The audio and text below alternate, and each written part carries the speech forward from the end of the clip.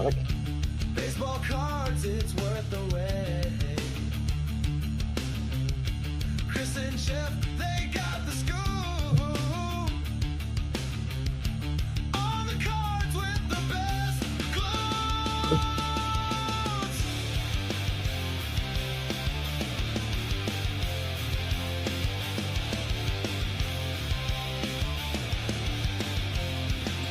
Chris follows the Braves through thick and thin. Jeff's with the Brewers, always in the win. Their love for the game shines on the screen. Collecting variations, they're a winning team. Blabbin, about slabbin. Every Thursday's the spot. Blabbin. All right. Welcome, everybody, to a Jeff-free edition of Blabbin' About Slabbin'. He is on vacation in Maui. As his wife says, it's as much a vacation to Hawaii as it is a vacation from me, which I find mildly offensive, but also extremely accurate. So we are joined tonight. We have a special guest. If you guys are on Instagram, you know him as Signed and Slabbed. He is always at the National. That's where I see him. He's at every single Texas baseball card show. And he is a wealth of knowledge. You guys say frequently that my brain is full of utter nonsense, but I think his brain has way more nonsense in it than mine. So hit him up with any questions you got. And please say hello to Dave. Hi, Dave. Hi, gang. How we doing? So Dave is not in Maui, unlike Jeff. I can't blame him too much, but Maui would be great. Although they timed it. If you follow weather at all, there was a hurricane in Maui last week, and there is another hurricane coming next week. So they're like right in the middle. Yes, that was smart. Yeah, somehow they managed to nail this. I'm always confused though. Are they hurricanes or are they something else out there? I don't know. That threw me off a little bit. I thought they had a different name for them. Maybe they're just like tropical storms. I'm not sure. Yeah, meteorology is one thing, not in my brain. So yeah, what's up, everybody? Thanks for I'm seeing some Dave shout outs here. Oh wow! All right, you gave up on Mookie Betts. Listen, I sell Mookie once in a while, which will actually be maybe a topic that we cover tonight based on requests from you of things to be prepared for. Yeah. But yes, I sell Mookies once in a while. You usually have to reach out directly. You have to make a case. I usually require seeing X number of cards. But yeah. Eric, that's a deep dive. I'm calling it a Simpsons cut. I know it could also be a Cheech and Chong cut, but I only hear it in Homer Simpson's voice. So yeah, guys, Thursday night we got some. So yeah, Dave is basically known as the Mookie guy. So we are going to talk about Mookie Betts cards a little bit, but I just wanted to ask you if you have any thoughts. I'm in Southern California. I know you're in Texas. The Astros, the Dodgers don't like each other. Some interesting Dodgers news coming out. I'm not like financially literate enough to really understand what's going on, but it just sounds like some shadiness. Yeah, you pointed it out to me. As I always tell people that, you know, my team fandom resides in Houston. But my player fandom extends heavily to Mookie Betts. So by extension, I actually care about what the Dodgers do. But you pointed that article out to me. I hadn't seen it yet. I went and read it a little bit. But listen, I'm not surprised. A lot of these owners are involved in a lot of different things at their wealth levels that include, let's just call them transactions that are structured by lawyers and other people who may not necessarily have individuals' best interests in mind.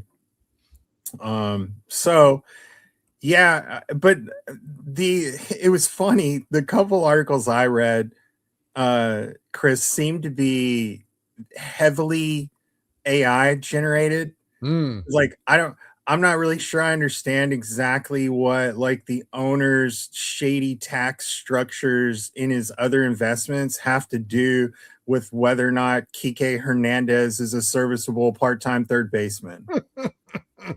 Yeah, a buddy sent me a video which I watched, and my wife was listening, and she was trying to we're both trying to understand it, and then she pulled it up on Google, and the AI description is word for word what the video was saying. So I think there's just there's only one explanation right now.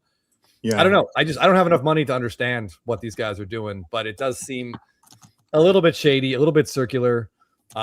I don't know. We'll see what happens. But yeah, you're right. I don't think that really affects should Kike Hernandez be on is Kyle Tucker worth $60 million? Probably no, not. but Kyle Tucker's an interesting one. I discovered this week that there was an account devoted entirely to hating Kyle Tucker. But it's funny that some of the things that guy was saying about him were things that I actually knew from him being here in Houston. So sort of the shirking behind the stars, I mean, we always had, for us, Altuve, Correa, Bregman were kind of like our in front stars because Tucker was here that whole time too. Yeah. But anyway, now they're sort of dealing with the same thing the Dodgers are with who Tucker can be for long stretches that we dealt with here. But look, at the end of the day, I've told people about the Tucker contract. I think if you're the LA Dodgers GM, you actually sort of knew that you were going to have to pay him this year. But if you thought that the strike was more probable than not, you knew you wouldn't have to pay him next year. And coming off the back of something like that, you'd have a new CBA where he would undoubtedly opt out of the third year to get a new long-term contract. So as ridiculous as that contract looked on paper, I think the Dodgers GM always knew he was only going to have to pay it for one season. I wonder if Tucker continues to hit like this, I have a hard time imagining him opting out. But we'll see. But you're right. He definitely did not want to be the guy. He didn't want to be the guy in front of the microphone. He didn't want to be the face of a team. No. And he definitely doesn't have to worry about that. All right. I am seeing some questions here in the chat. People would like your opinion on my admittedly aggressive take that Kyle Schwarber might end up more collectible than Mookie Betts. So please tell me. Listen, I've drawn the ire of Schwarber lovers everywhere last year when I compared him to Max Muncy. And I'm still 1,000% willing to stand behind that take that for the money and the production, if baseball is truly about either getting on base or producing runs, the amount of money that they pay for Kyle Schwarber and the production he gets is outrageous compared to how much Max Muncy gets and the production he provides. And all of the Max Muncy we're talking about is the LA Dodgers Max Muncy. It's a fair point. For all I know, the other Max Muncy may be better too. He plays more defense for sure. Look, I love Schwarber. He's great. But for all you stat heads, don't go look up the stats before you start chirping at me. Otherwise, shut up because you don't know. You haven't done it. I did it.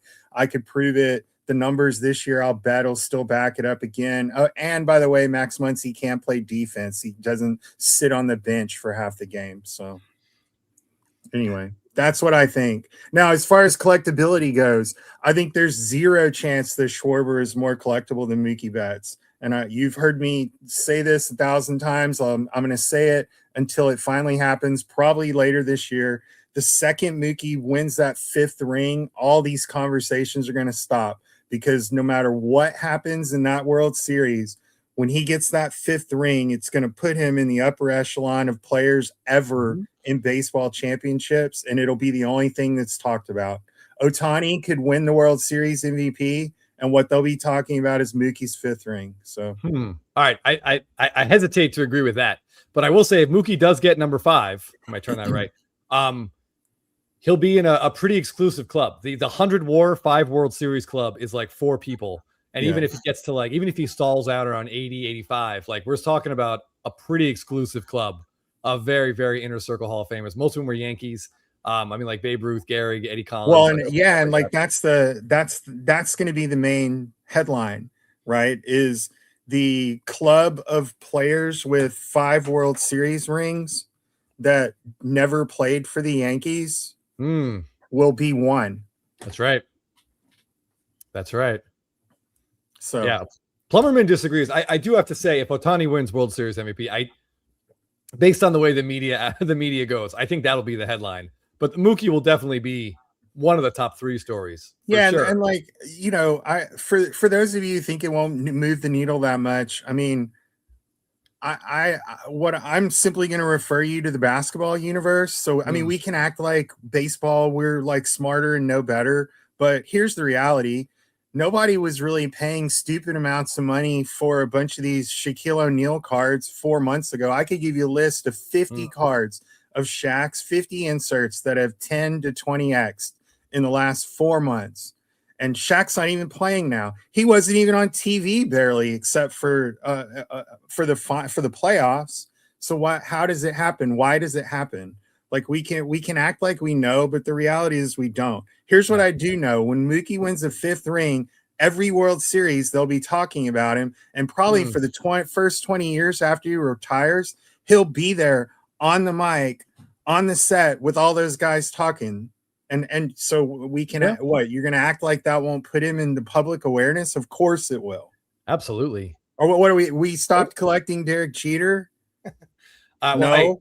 To be clear, I never wanted to collect Derek Jeter. I don't care how many World Series rings he has. I'm a well-known, outspoken Yankee hater. Can't do it. Just cannot do it. Michaela, I don't think Mookie's bowling stats play into it. Although I imagine Schwarber can't hold a candle to him. Yeah. I think you're definitely right. There's just it's near impossible for Schwarber to overtake Mookie. I was mostly bringing that up on that one episode of Spitball, and just to sort of see how angry I could get Scotty B cards. Yeah, and I got him pretty fired up. I mean, listen, the case for Schwarber is going to be somewhat probably similar off the coattails of Harper, right? I think you would agree with me, and you've heard me say before, the one thing that Bryce Harper doesn't have that he needs to kind of firmly establish his spot, you know, in baseball history, but also within the hobby. He's got to win a World Series. It's the only thing that's left. Yeah. Right. Yeah. And so to the extent that if the Phillies could pull that together and, you know, this year, I think there's a lot of storyline there because they switched their manager mid-season to another, you know, for the Yankee haters, you won't like him, but I mean, a beloved baseball guy in Don Mattingly, right? So there's a lot of feel good there on that team if they can somehow, you know, get there. Now, I don't know that they've really got the horses this year, but listen, Harper's still a guy and Schwarber is too. If they get hot together, that is a formidable offense to navigate. I agree. Yeah. I agree. I think it will probably come down to the Dodgers and Phillies. I as much of a Braves fan, they're worried. Oh, I mean, they're just they don't have it. They have Chris Sale and that's it. That's what they got. An offense that can't hit left-handers. The Phillies are loaded with left-handed hitters and pitchers. I mean, the Dodgers now have Skubal and Snell. They won't have a shot at aren't those two like 0-3 since Skubal went over and Snell came back? Like I think Snell lost his first game.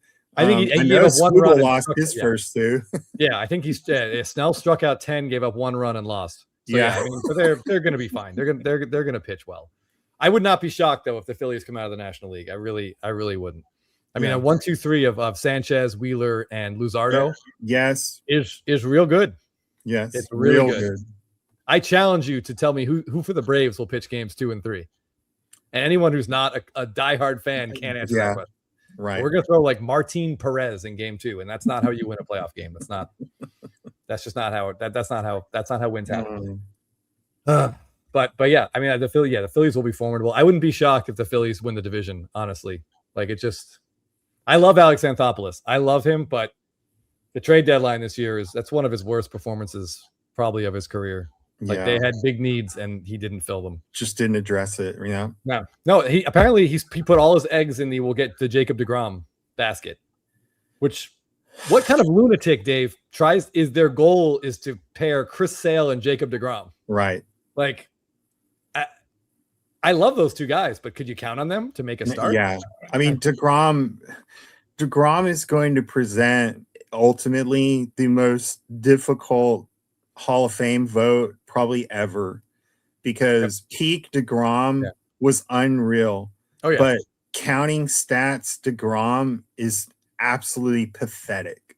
You could there are 70 other pitchers with significantly more wins than he's going to end up with. And you know, again, we can't changing the narrative around like whether wins are really that important. Like they absolutely are, because they also kind of changed how you counted to even get a win now. So it's not like we just changed the way the game was played. We changed the way that we counted the stats to account for that too. And so like he's just a guy. I mean, but at his peak, I mean, unbelievably good. He was just only at his peak for like 15 starts a season. Yeah, seriously. Yeah, so it's interesting. If he could get like that, there's that club. Anyone with 3 Cy Youngs is in the Hall of Fame. Yeah. And like, I guess he had a shot this year, but he just didn't have the stats, didn't have the innings.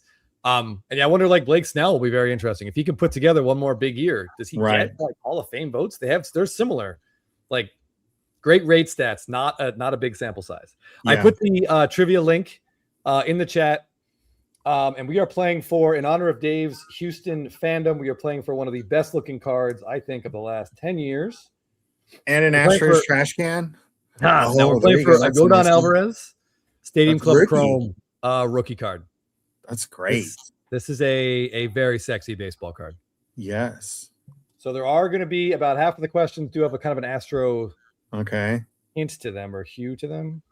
So quickly before we move on, Jordan, Triple Crown or no? I hope so. I would love to see it. He's incredible, and he never gets I shouldn't say he never gets credit, because it's hard to give him credit because he plays like 100 games a year. Right. But he has like some of the biggest hits in Astro postseason history. Yes. Including the biggest single swing in terms of win probability added in postseason history. I love the guy. I do. Do you own any big Jordan cards? So it's funny. I bought him late last summer when it felt like everyone had given up. So I picked up like a Topps Black. I picked up a couple of Heritage red inks. I got a vintage or what are the tops out of 99? Vintage stock. Yep. I had a couple of Dynasty, and then you know, like every non-committed player collector, I started selling them off at different times, especially like as he was hot about a month ago. So I still have a handful of them, but like the Dynasties are gone. I sold the red inks it looks like a little bit too early. But yeah. You know, like, I mean, I have some autographs of his too. So I never really got heavy into Jordan collecting though, for all of the reasons that like you were bringing up. I mean, he'd have a great season, but then he'd like get hurt again, and then they'd try him in the outfield, and he just looks completely out of place in the field anywhere. And so it was tough for me to kind of go all in on him. And I think that's been the local sentiment too.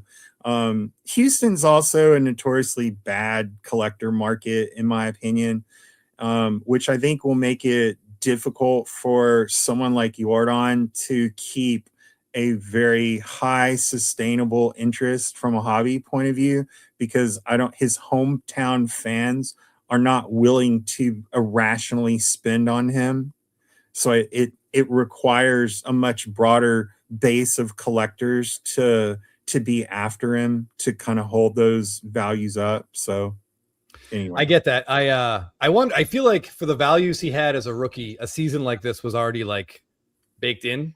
Yeah. And I said that with Acuna in 2023 too, as well. Like, this is amazing what he's doing, but this is also what people said he would do. So if you spent $4,000 on his rookie SSP, you're more or less expecting a 40-70 season, and we got it. And he hasn't really, unfortunately, done much of anything since then. Yeah. But yeah, I think for Jordan's prices to really jump, we'll have to see it more than once. I'm Yeah. down to I have 2 Jordan cards. I have an auto of the Stadium Club Chrome. It's great I have cards. one of the SSPs with that smolder, that close up. Yeah, yes. I had one of those too, and I sold it. Oh, I've owned that card like 4 times.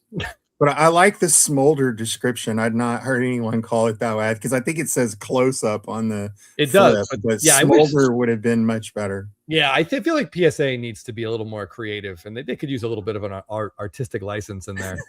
Not Fast One says no one's going to care about Jordan or Schwarber in 10 years. I do think Schwarber, being a guy that helped the Cubs break that curse, and the narrative of him coming back from his knee injury in time for the playoffs, I think people will always remember him. They may not pay big money for his cards, but I don't think he's going to be forgotten anytime soon. I mean, Ben Zobrist was their World Series MVP, and I don't think anyone's going to forget that, especially if you live anywhere near Chicago. Yeah. It's me. Okay. I did want to ask you, Dave, kind of unrelated to all of this. PSA made a change to something, which I did not notice, but someone mentioned it on their Instagram story, and then I looked it up, and by God, it was true. So this is PSA's rates. And if you look at regular, which is now their cheapest option, it used to say I think 40 to 50 business days. And now they have, with no fanfare whatsoever, tick that up to 70 to 80, which is 4 months minimum. Yes. For an $80 sub. Are you grading anything right now in your collection? No, I'm not grading anything. And I probably, whether I was never a big grader for profit, partly because I'm too much collector versus while I do this for a living, I've always kind of existed in the arbitrage space between what I could buy something for versus what I thought I could sell it for. Mm-hmm. I wasn't I wasn't a crossover guy. I wasn't a crack and resub. And so, so at this level, to me, it makes no sense to grade a card at $80 unless the card's worth at least, $500 to $600 raw. You can't spend $80 to grade even a $200 raw card with the hope that you might hit a 10.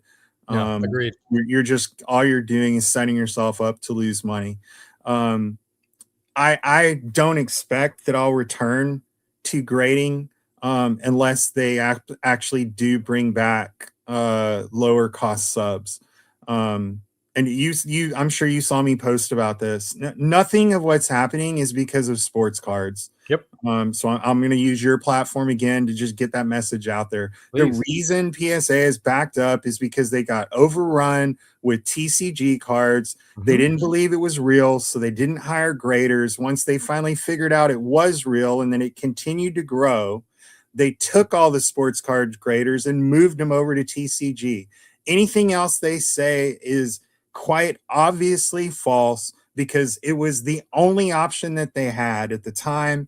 And so that's what they did. And they come on all these different programs and try to convince the sports guys that it's not true, which is just a ridiculous place for Ryan and crew to speak from. Right. I'm not going to throw Nat in there because we basically haven't seen him now in close to a year.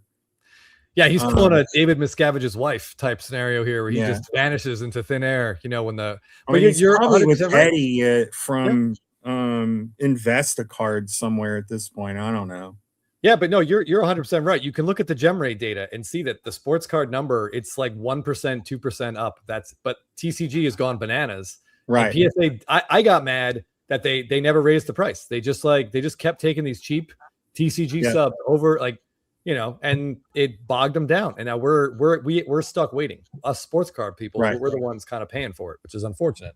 We paid for all of it, not some of it. We paid for all of it, and we're going to keep paying for it. And I love how they're like, "Oh, we got more regular submissions than we've ever had." Wow, that's such an insightful comment from them. You don't have bulk anymore, so. Of course, we're going to get more regular submissions. Come on. Yeah, I just, and it's probably, I mean, it's just a matter of time before regular gets shut down, you know, because I last I saw the backlog was at about 11 million. Someone was asking that. That was the last number that I saw. Did you see a post that has it lower than that? No, I saw that I saw that like, well, we can actually touch on that from the national too, if you want. I mean, while I'm going to be on fire here, I might as Yeah, well. absolutely. Let's do it. But no, the numbers that I saw was, they were working down the backlog, and then somehow all of a sudden the backlog went up out of Yeah. nowhere, which was absolutely ridiculous. And then it finally was like starting to kind of tick back down. But I mean, they're not giving anywhere near enough granularity to anybody to know exactly what it consists of, which they do that on purpose. And I appreciate that they don't have to, and like that again, that's fine, whatever. But no, like I think a fun one to talk about we should talk about what happened at the National. You were there. Yep. So you walk into the National, and it's like basically preview day on Wednesday, which is generally the least attended day of the show, right? And before the day's over, you can't submit cards anymore. Yeah. Like, how does that happen? Well, I'll tell you how it happens. There we go. Right? Well, listen, who's running around in the show before it's open?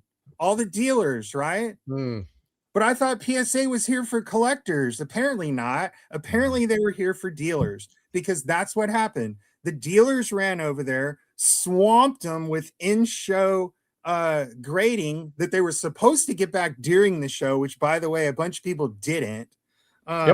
But if you were an attendee expecting to like show up on Thursday or Friday and even pay the exorbitant rate to get it, you couldn't, because those bozos took orders from people who could have sent them any other time. Yeah. So like, don't fall for this stuff. Like, listen, I appreciate that we've all like done really well. We've made some good money. We've had a good time, et cetera, et cetera. But for all of if the next time you hear another talking face on the internet telling you how good PSA is, just understand that it's either a sponsorship or they're scared to death to say something, because maybe the conspiracy police would tell you that their grades will go terrible. There's nothing they're going to do to me until I send them more cards. And at $80 a piece, I'm not sending them any cards. I'm happy to keep my Mookie Betts collection raw going forward if that's what it takes. Yeah, I was really surprised. How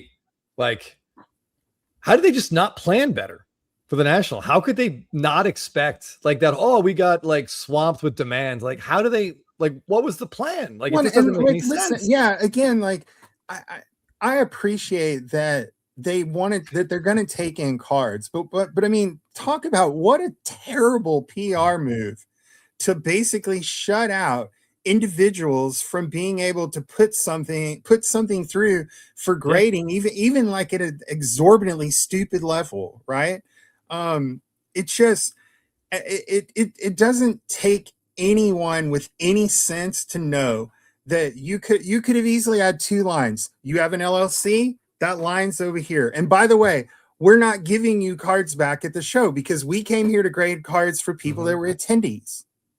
Right? But they didn't do that. And listen, I'm going to tell you, it's because they do not care about collectors. No, everything they're doing has been anti-collector for the past 5 years. Removing the bulk subbing was the first move in completely obliterating the set registry. They could care less about that set registry except to put on a stupid lunch or dinner every year at the National where they hand the same 50 people the same award they got from the year before. Yeah, I have to say the set registry thing really, it's so dumb. Yeah, I don't have a set registry with PSA, but when they bumped up prices, they had said like there will be like these, they were going to have deals for the set registry people as we went forward. They never did. And that's just crazy. No. Like, I don't know why they would alienate those people. Like, that's just such a stupid thing. And it wouldn't cost them. Like, it's just, you're right. That's one of the dumbest things that I've seen them do that I just can't wrap my head around. Yeah. But he kept promising them. But that's Mhm. what happens. Ryan runs out there. He gets on the shows that they give support dollars to, right?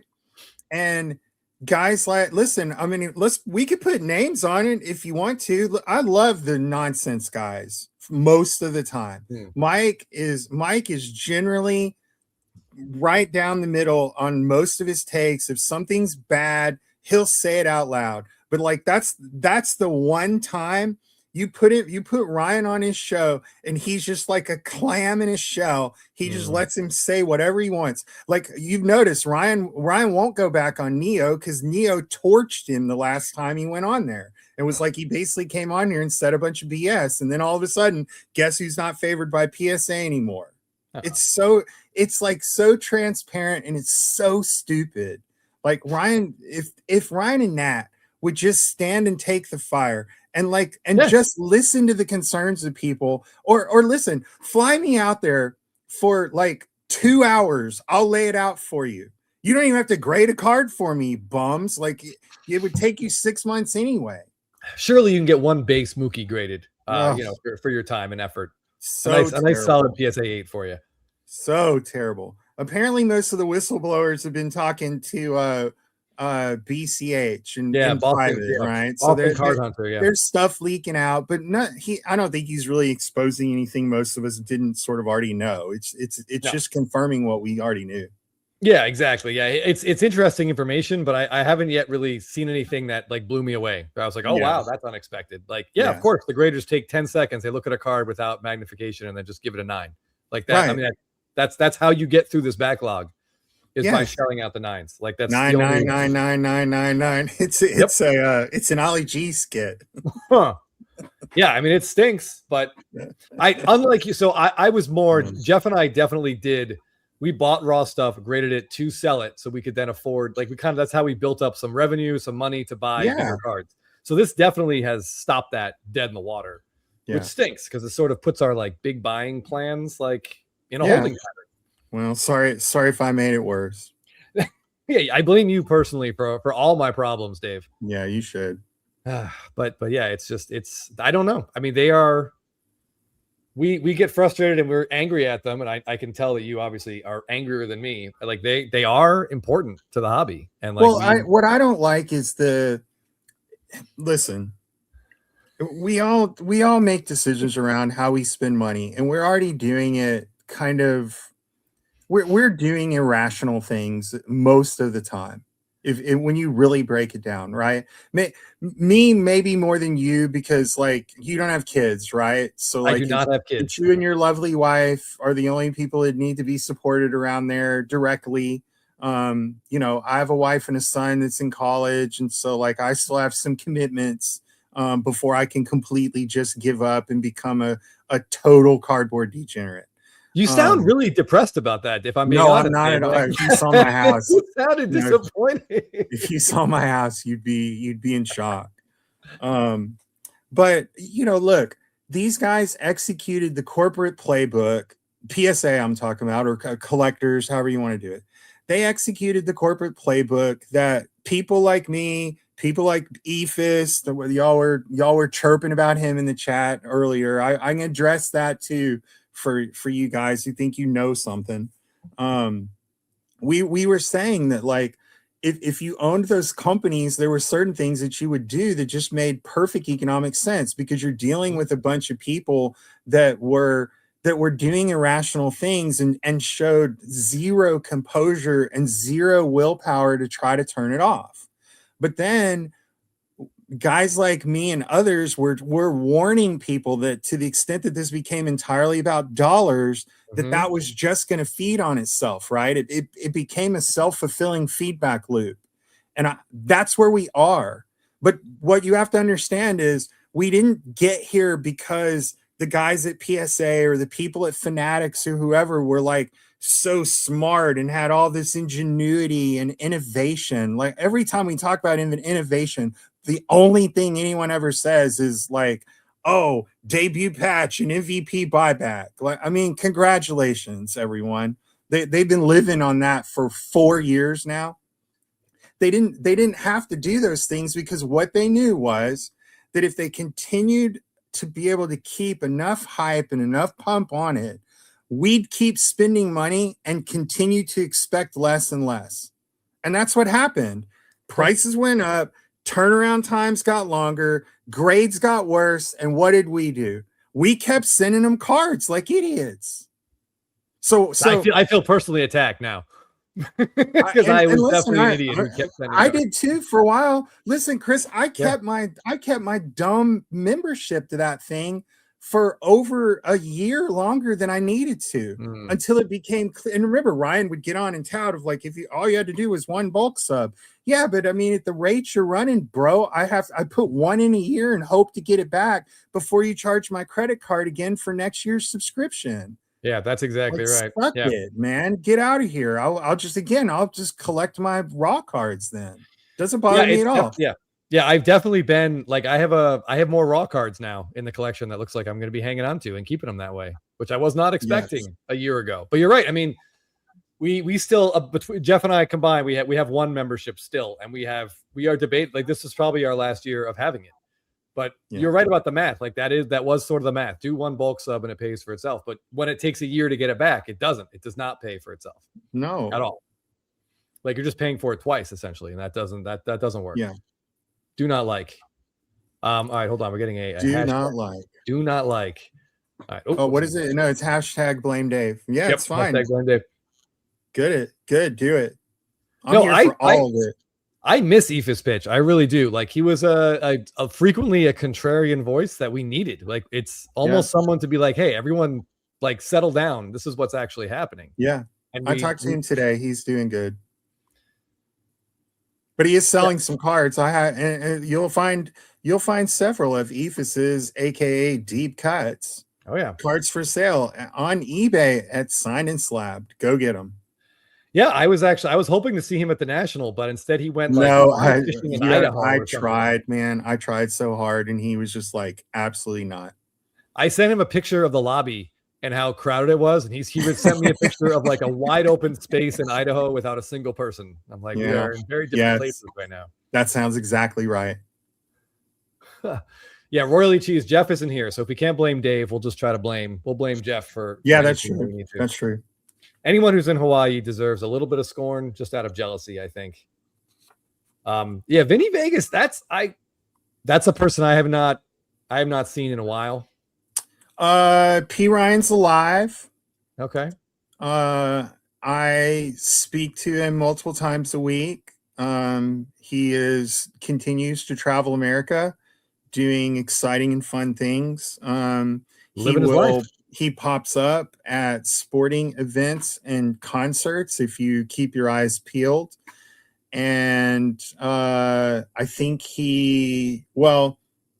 I know some things that I won't share just yet, but I do think you will see P. Ryan pop back up a little bit before end of the year. I think I can say that. All righty. Yes. Yeah, Reds Collector. I think you're probably right. I don't imagine we have a lot of PSA viewership, but if we do, Jeff's account just got flagged for nothing higher than a 6 forever. Oh man, that's so. One thing I will say, Dave, our viewers, our friends of the show, their memories are like steel traps. Super good. 3 years ago, I bought a Mookie Betts. Well, I want to talk about Mookie for a minute, so we'll segue nicely into this. Perhaps a happier topic. One of my 5 favorite Mookie cards is that 2019 opening day. I think it's a rally time where he's celebrating with the whole team. I'm sure you have it. Hold on. This one? Yes.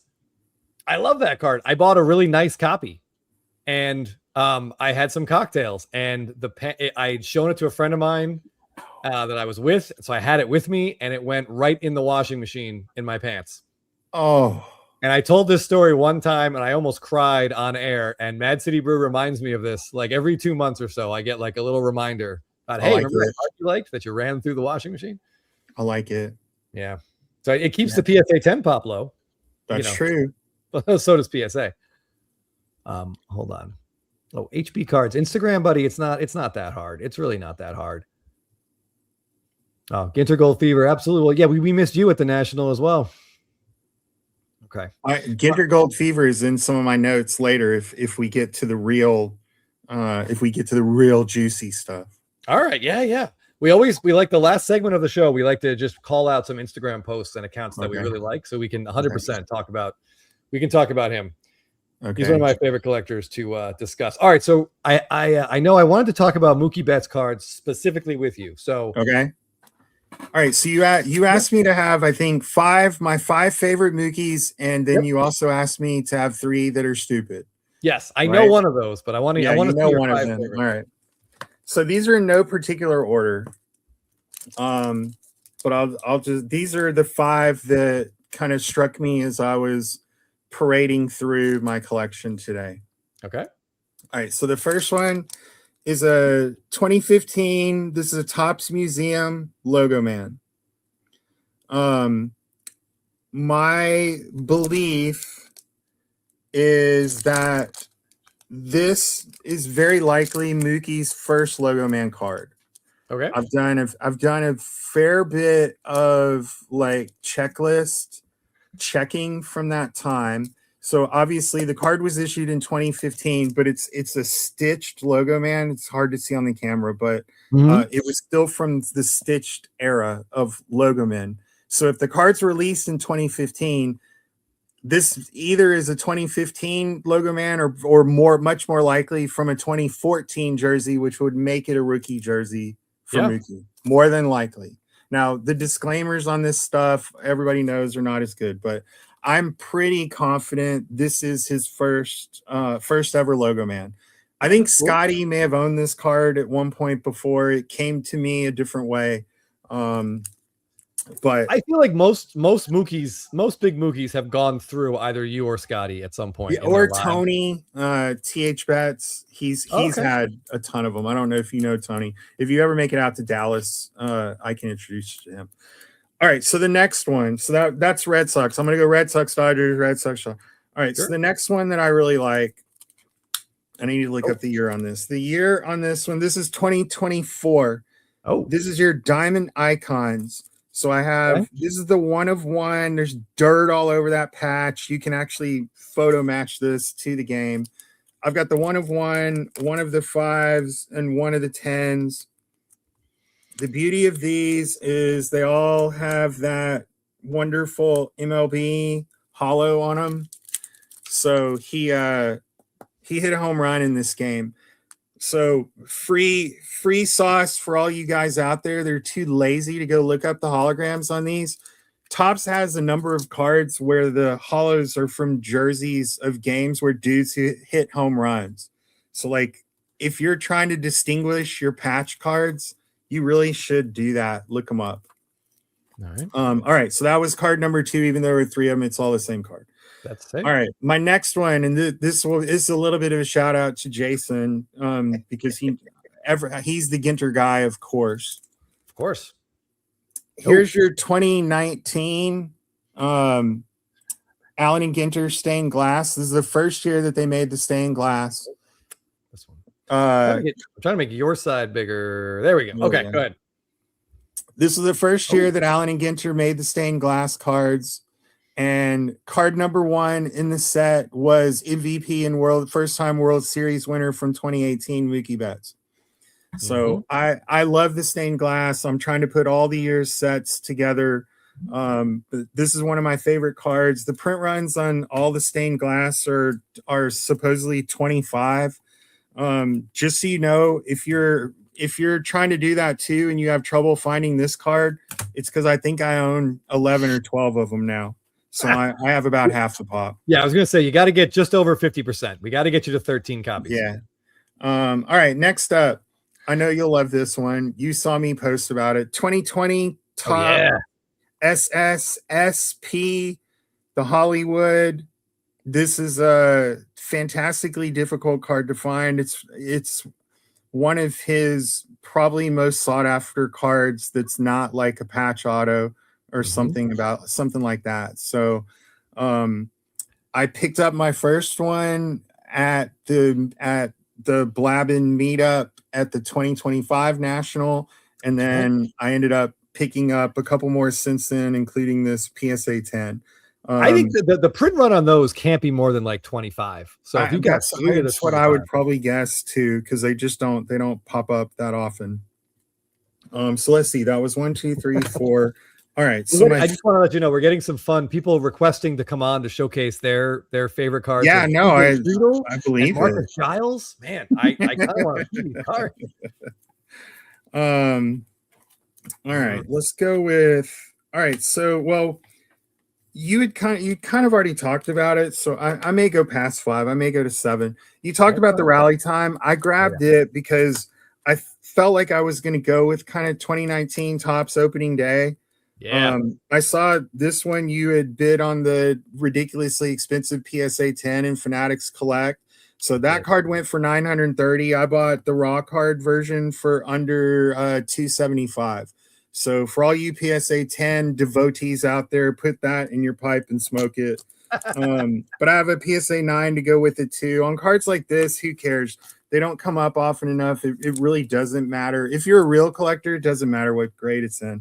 Dave, did you see the 2? Hold on, I'm going to jump back in here. Did you see the 2 that popped up on eBay about 2 weeks ago? Someone just listed 2 different raw copies, each for like $250.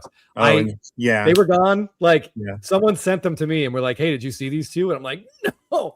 Yeah, I was so mad. I'm waiting for someone on eBay to post 2 like new raw pickups, but I haven't seen it yet. Yeah. Another one that I like though, this may actually be this could be truly my favorite SP image of his, is the 2017 Celebration. Yeah. I just think this card is fantastic. I suspect this print run's higher than we would believe, but the problem with it is there's nothing that would have distinguished it out in the moment. So like I feel certain these are sitting in people's sets and other stuff, and they actually just don't know what they have. I agree. I think in 2017 people were still kind of wrapping their heads around what what are these things and how do I find them? Yeah, I agree. Because there's like the Mike Trout is a horizontal card of him coming in the dugout, but it looks very similar to the Angels team card. Yeah. I bet that they're side to side in a lot of albums. But I would say that print run cannot be more than 100. It just can't, based on like the pop counts. Aaron Judge would be the most graded version of that card. And I think there's only about like 40 or 50 total graded copy. I think about 40. So there's just no way there's more than 100 of those out there. Yeah. Sorry. But yeah, I love that one too. I got a PSA 9. And I've always wanted a 10, but I'm never going to own one. Never going to own one. I bid on that card too, but I gave up early because I was just like, this is going to go for way more than I'd want to spend. I would love to see a 10 pop up, but I don't know when the last time was I saw one, or even a one with a clean back. They're just so all that red. Yes.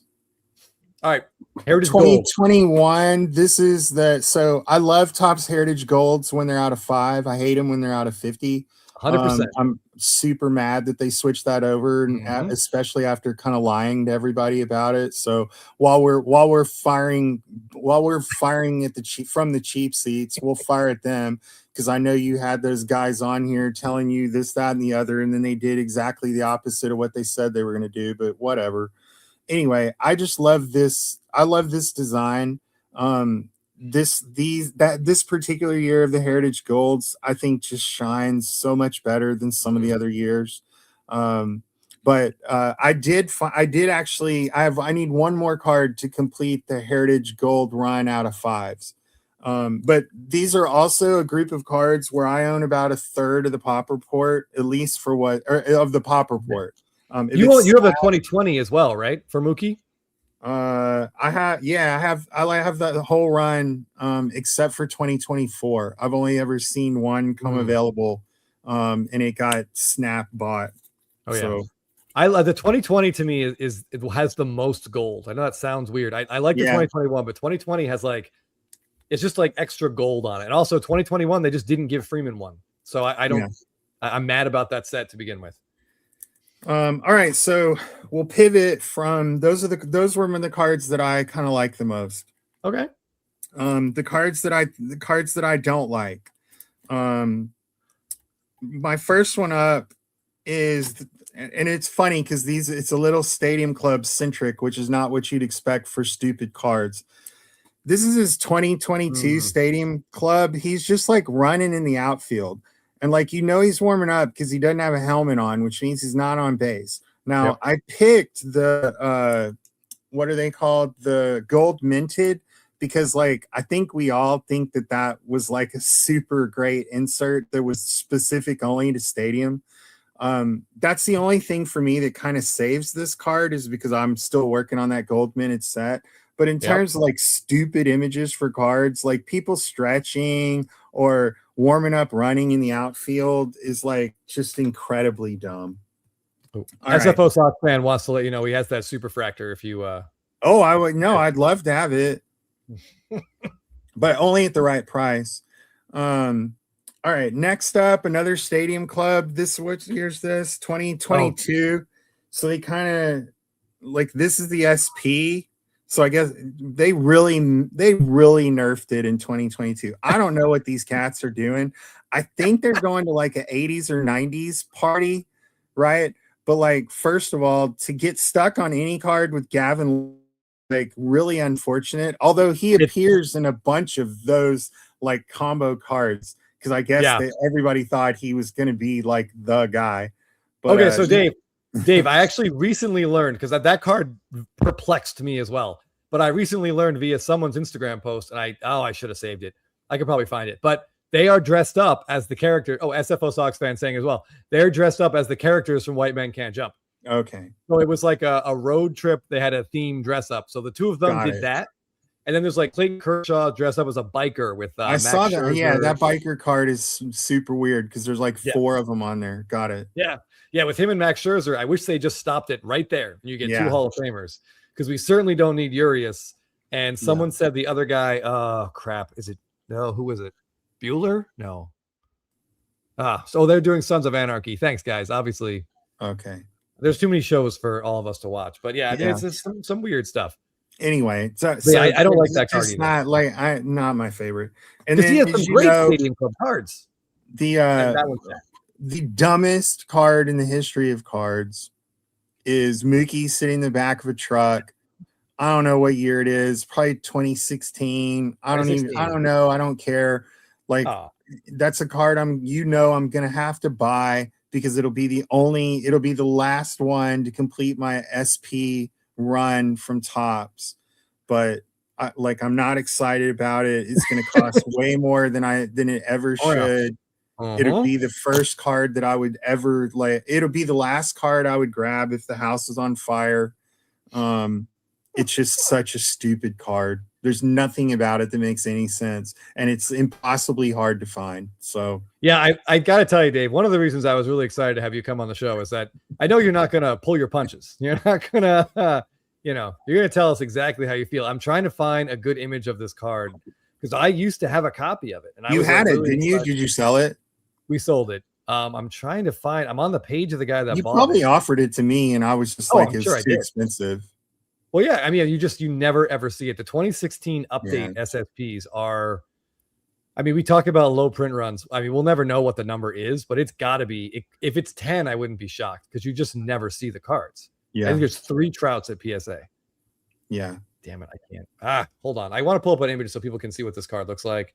Give me 1 second. Mookie Betts. I thought for sure you might still have it and you'd torture me with it. No. We sold it to buy an Ohtani card. So, I mean, at least there's that, as opposed to all the Ohtanis we sold to buy non-Ohtani cards. Which was any Ohtani was an upgrade. Yes. Oh, for sure. Absolutely. But yeah, I knew you were. One thing I just want to point out that I think is really funny, and you and I are similar in this vein. There are cards of our favorite players. Like there's Freddie Freeman cards I don't like. Yeah. But like you and these Mookies, I have the card. Yes. Because we collect the player. Yes. So even if we don't like the good, card, the bad, and the ugly, but part of it, at least for me, but I think it does for you too.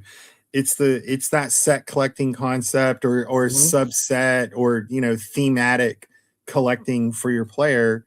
So you sort of get forced into things that you don't necessarily love, but when you put them together, it tells a story.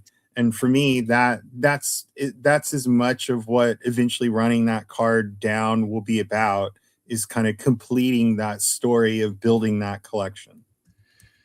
Yeah, I will actually say there's one Freddie Freeman card that I strongly dislike, and I actually don't own it because of it.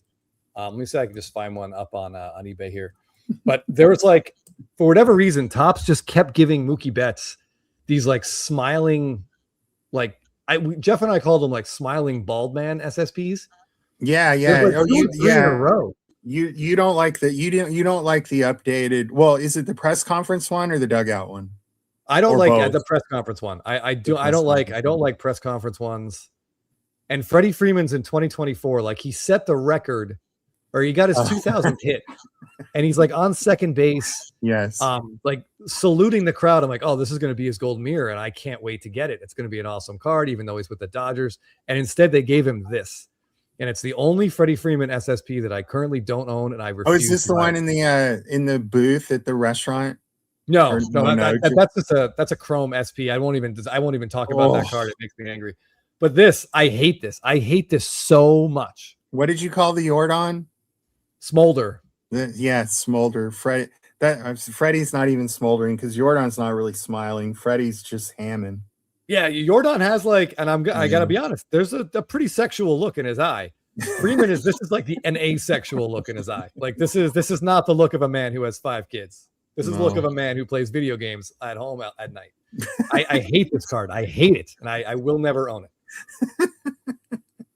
Anyway. Good stuff. Oh, actually, SFO wants your opinion on this. Oh, yes, 100%. Yes, teeth for sure. I mean, I think you could fire a bullet right off those things, and it would just come right back at you. So SFO wants your opinion on this card. So, I know the medicine ball is stupid too. I did not. I have gone after his Chrome SPs. Despite the fact that I do own the low 5 card. I own a couple copies of it actually. I was gonna say that's my favorite card that you didn't mention. Yeah, I have that one. I think it's a dumb card too because but whatever. But no, I didn't get into the Chrome SPs. But I do have the low 5, which would be, I think, kind of the key to it. So I could always go back and do these if I needed to, but yeah, like workout cards are silly. Especially like as SFO pointed out there, like they'd won the World Series. So where is the Mookie Betts like holding the trophy or celebrating or something? Yeah. Well, I mean, again, going back to like they got opening day so right. Yes. And then they turned around and got Topps Chrome so wrong. Yeah. And it's very unusual. That's not what you would expect. Like of the 2 sets, like if they're going to just not care about one, you would think it'd be opening day. I'm trying to find thought it'd been opening day for sure. Yeah. But I really do like the low 5 card because I feel like it tells a story. Like we know exactly why they were doing it, when they were doing it. You can see it says World Series behind them. Yeah. I've got to find it. Come on. I know it's on my page. There it is. Okay. That took way too long. So yeah, there's the card. I'm a big fan of that one. Yeah. For a minute, it looked like Bellinger. It looked like Bellinger might raise the price of those cards, but instead Bellinger, I think, is probably pulling that one down maybe a little bit. Maybe. Yeah, I know. Bellinger's had a couple decent seasons for New York, man. This is actually that's what she said. Sports cards. That's perfect. It really does look like he's just finishing one off, doesn't it? It's super good. All right. So our good friend here, Staley, I don't know if you had a chance to talk to him and Michaela at either Spitball and Meetup you've been to, but they're excellent collectors. They're very fun. But Staley has the full rainbow of that Mookie medicine ball card. Okay. So I think he feels a little personally attacked. That's what we're here for. Yeah, exactly. Come for the card talk, stay for the personal attacks. Yes. I'm also a Sox fan. I have like 10 of those Mookies. The Mookie running out of the dugout in the World Series. I probably have 10 or 11 of them. I like that card a lot. It says World Series behind him. Like that one's cool. I know you have at least one copy of the Stadium Club flag card because I'm pretty sure I sold it to you. I only have one. Yeah. I could use a couple more of that one.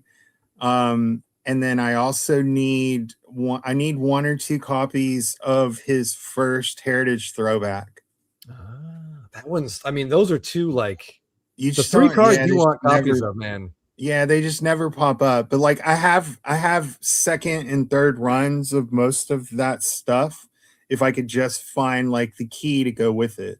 So Yep. like, listen, if any of you guys ever want sort of any sort of chance at those runs, because the other cards are generally cheap enough, Chris, that like when they come up, unless y'all really go hard at them, I'm just gonna win them. And like Mhm. honestly, I don't care, and I don't care. It doesn't hurt me to tell you that I do it. I'll buy all of them if I have to. So like if you ever want to complete the run yourself, you should sell the expensive ones, let me buy it, and then I will start putting the sets out available for someone to instantly have it done. Oh, there we go. All right, there's a question on here that's for you, and I want you to answer it, and then I will also answer it, and I'll kind of show. Dave is you've taken this far beyond me, but I also, when I see a card I love, and I'm going to show you an example of one while you're answering this guy's question. I will try to. I just buy any copy I can afford. I'm like, if I can buy this for under $100, I will buy every one that I see. Essentially, Yeah. So Lamar Donovan says, at what point, when is enough for you, Dave? For anything numbered 5 and below, the answer is 5. Mm-hmm. For anything numbered, well, on 10 and below, like 1 or 2 copies is usually enough, unless the image is just awesome. So that like there's a handful of cards where the image could talk me into trying to buy as many as I could. Other than that, I look at pop reports, and so to the there are cards where if there's only 2 PSA 10s and I own one, I will actively try and run down the other. Mm-hmm. There are also some of his rookies that I have personally decided I'm going to put the floor in on. So a couple of those I own 20 to 25% of the PSA 10 population. Oh wow. Hold on. I would own 50% of the PSA 10 pop if I could. Okay. All right. No, but again, we should be clear about this. That's totally irrational. Yes, 100%. It is, and for any of the smart Alex that are out there that would call me whatever. I mean, yes, in many ways, those types of cards are somewhat of an investment theory of mine that I believe that they're not priced properly a lot of times.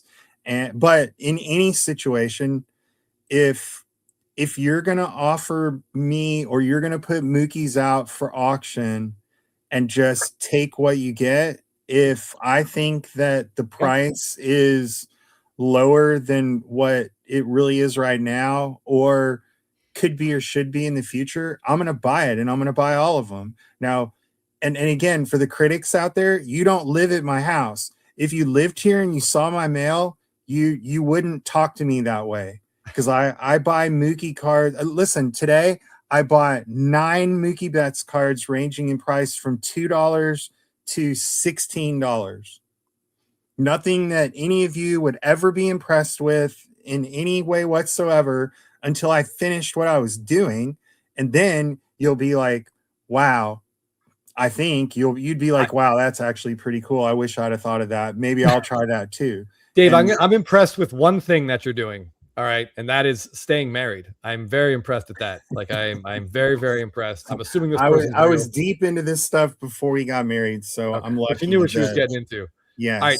But so I have a couple cards that sort of fit your description.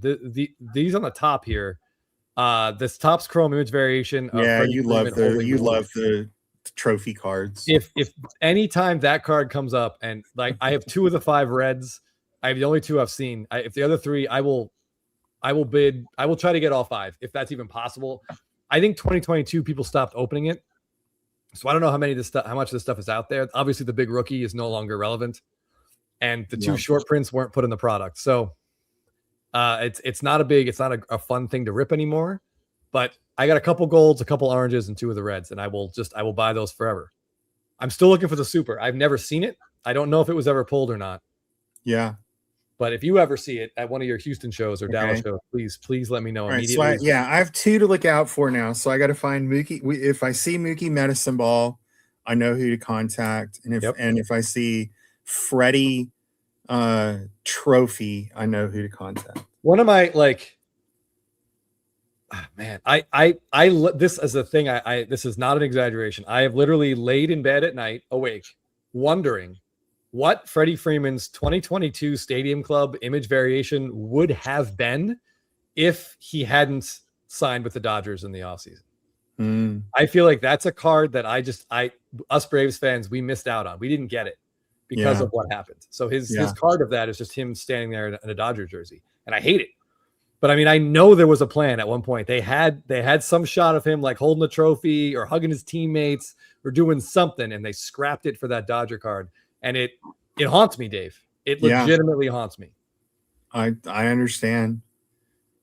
Right, I definitely understand. Yep. All right. So we are just at 7:05. Oh, Dave, this guy you guys might have to make a connection here. Gypsy Queen. There's so many Gypsy Queens that I got from Bill. So I'm helping him sell that stuff because he's just way too busy to do it. He's got a big family and has like a real job and stuff. So all of this was just like part-time, supposed to be for fun. But yeah, when I was looking through all his cards, like I'm like all these minis, but the Gypsy Queens were the ones that I was just like, I do not know how did you get into some of this stuff? Like, I don't even have a Mookie Betts Gypsy Queen.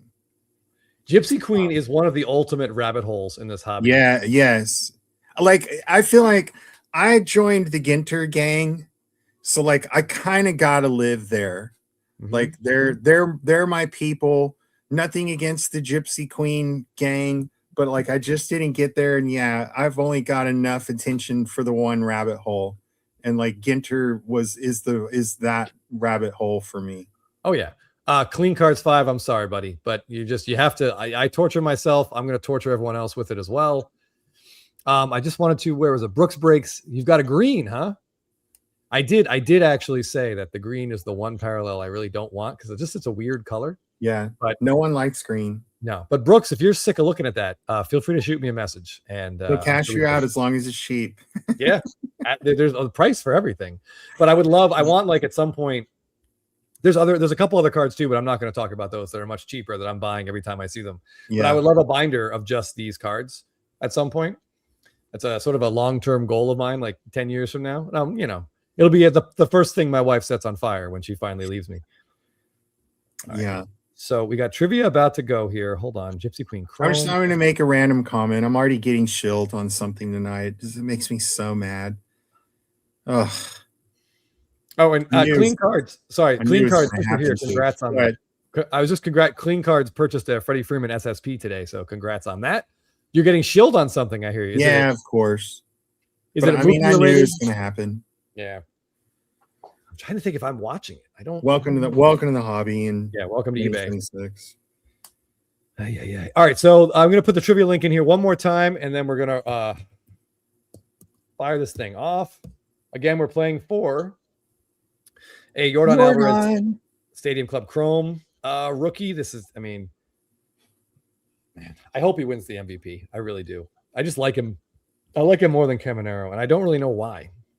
I mean, I think as long as he doesn't fall apart, he'll get the MVP. The more interesting question is, can he hit enough homers to hold that lead? Because he never really. That's the one stat he's never had kind of a separation so far this season. He's always kind of been right there, and I expect that'll probably continue. I was at the game earlier this week. There's nobody around him, so that's why I'm worried about the homers. Because like at some point, you just don't pitch to him, and you're going to take your chances with whoever these other guys are, like Dalton Varsho. I think Christian Walker behind him right now in the lineup. I think that's probably who I would put right behind him. And like Walker's further back in the order because it seems like he's got such a bad average. I don't know, but Sorry, back to trivia. No, that's okay. Sorry. I'm just trying to, Able in Vegas. This, I am not looking forward to eBay actually instituting extended bidding. When they first announced they were going to try that, I was terrified. I hope we never see it. I have not, have you ever? No, have you I think it was supposed to start rolling out this week. Yeah. I haven't Yeah, seen it's it. one of the worst ideas ever. Yes, Like agreed. the one thing I read was like, if you bid too late, it would like extend it another minute or something. Like, I'm just going to stop bidding. Forget it.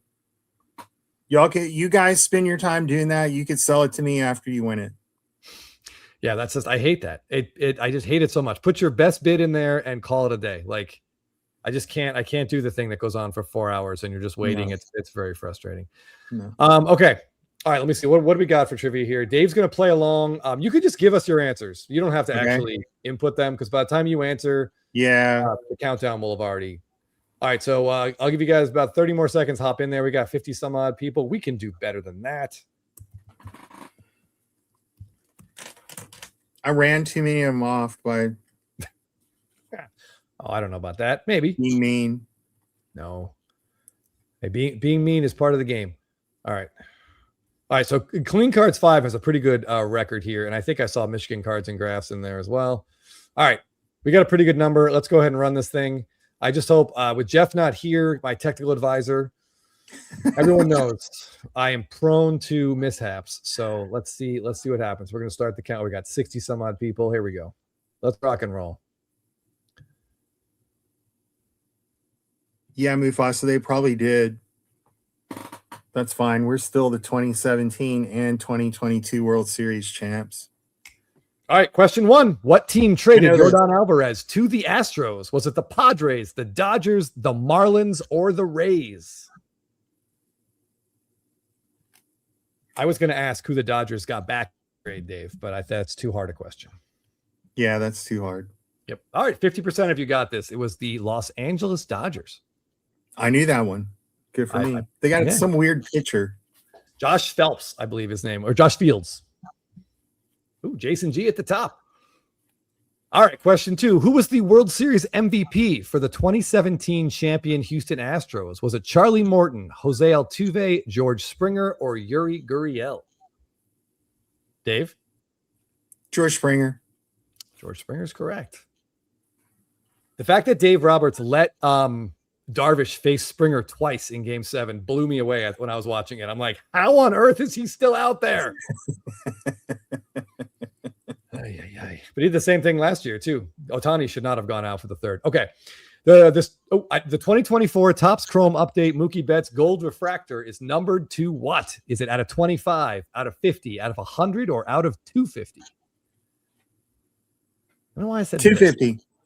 250 is correct. An unusual number. Yes. Ooh, only 26%.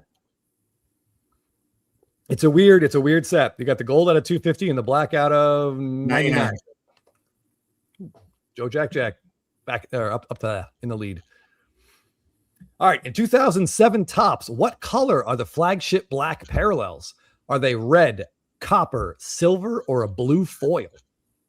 The whole design was black that year, so they had to do something different. Dave? Copper?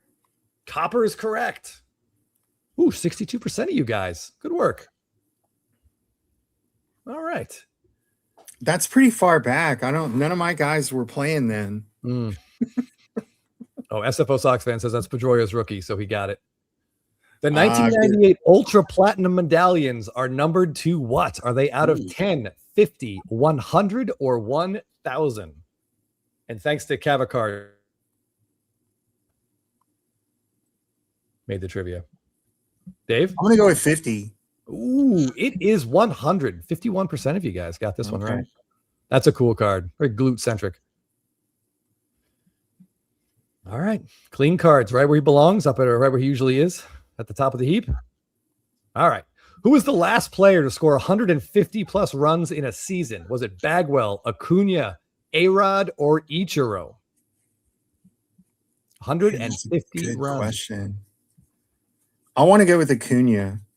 Missed it by 1. He scored 149. 49. I was like, Brown Paper Bagwell scored 150 for the Astros. I want to say in 2000.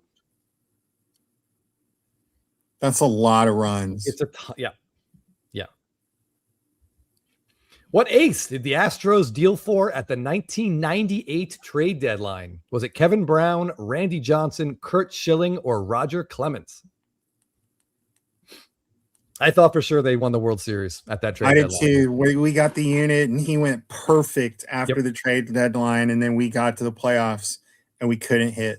Nope. Same team that took you out took the Braves out. Braves couldn't hit Sterling, effing Hitchcock. I had nightmares about that too. Yep. All right, Randy Johnson was correct. Clean cards and Joe Jack. All right, who swept the Astros in their first ever World Series appearance? Was it the Red Sox, the White Sox, the Yankees, or the Blue Jays? This was such a brutal series because we lost 4 games by 5 runs. Yep. Stupid White Sox. Yep. A Scott Podsednik walk-off home run. Like that should never happen. Ever, ever, never. All right, that one took clean cards out of the lead. Newbies cards up in the top. All right, who holds the record for most unanimous MVPs in baseball history? Ohtani, Bagwell, Babe Ruth, or Barry Bonds? Unanimous. I mean, you got to go with Bonds, right?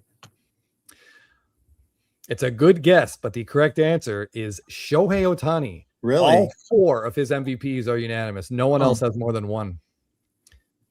That's just All right. because they hated Bonds. As always, our 10th question is not about baseball. Hope you guys read books. Who wrote The Old Man and the Sea? Was it William Faulkner, Mark Twain, Ernest Hemingway, or Herman Melville? Me too, thick boy.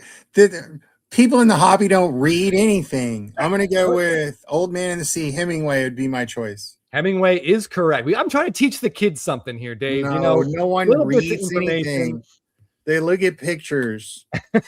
All right, this is funny. What is a book? Says, yes. Thank you, Mufasa. All right, Christmas Collector, solid showing at 6:08. The movie was way better. Newbies cards in second, and to no one's surprise, clean cards 5. I thought I could get him with some Astros questions and a book question, but the only reason 78% of the people got that right is because that's the only author any of them had ever heard of.